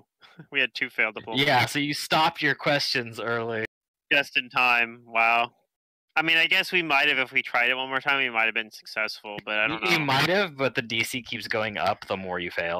Yeah, I mean, the part I think too is I'm not like concerned that the Mastodon's gonna fucking kill us. Like I'm not that probably scared not, but it might kill him. But it might, and like we kind of already told like the circus like we're not gonna cause trouble, you know. So it's like I don't know. I don't know if it even matters, but like I don't know how long we're gonna be in town here. But I was like, I don't want to like piss them off and like get him killed. Like, whoops, sorry, you know, like. I was actually kind of worried that you guys were gonna fight the gnolls too. I was like, oh no. Yeah. If they fight the gnolls, then the city's gonna hate them. But anyway, I was tempted. that's it for tonight. Tempted to fight the gnolls. Cool. It was fun to see you guys investigate again. Yeah, the gnolls. It was one of the things I was trying to figure out. I was like, are they actually like have any authority here? Or are they just bullying us? Because if they were just like some random bullies, I figured we probably could beat them up without any consequences, and it would just make people be like, oh, don't mess with those guys. They're tough. But yeah, one of the problems is like when you mess with like some of the gnolls, like a bunch of the other gnolls get really angry. Because even though they don't own the city, they feel like they own part of the city. Right. But I know they're also like they're not like gnolls are kind of chaotic, so they don't have. I don't know. There's like most of them are. Yeah, there's like kind of a little bit of limits to like their tribe, like inner gnoll, like tribalism or nationalism or whatever for the gnolls. So like theoretically, you probably could beat up some gnolls, and then they'd be there like. There are a select few though that very much benefit from the law of the city. Right. For example, the one you met. What I was thinking, that's what I was trying to like gauge. I'm like, is this one of those ones where if we beat him up, they'd be like, other gnolls would be like, yeah, that guy was a dick, he deserved it, and then also would like improve our reputation because like, yeah, those guys are tough, don't mess with them. Or if it'd be like, you know, like, man, screw those guys, they don't respect our you know, gnollish authority. So I was like really trying to gauge on that, and I ended up deciding it was probably better like to not fight them, but. I was like close. I was like really close to wanting to just be like, let's just fight these guys and like show them that we're tougher than them. But yeah. All right. So that's gonna be it for tonight. Thank you, everybody.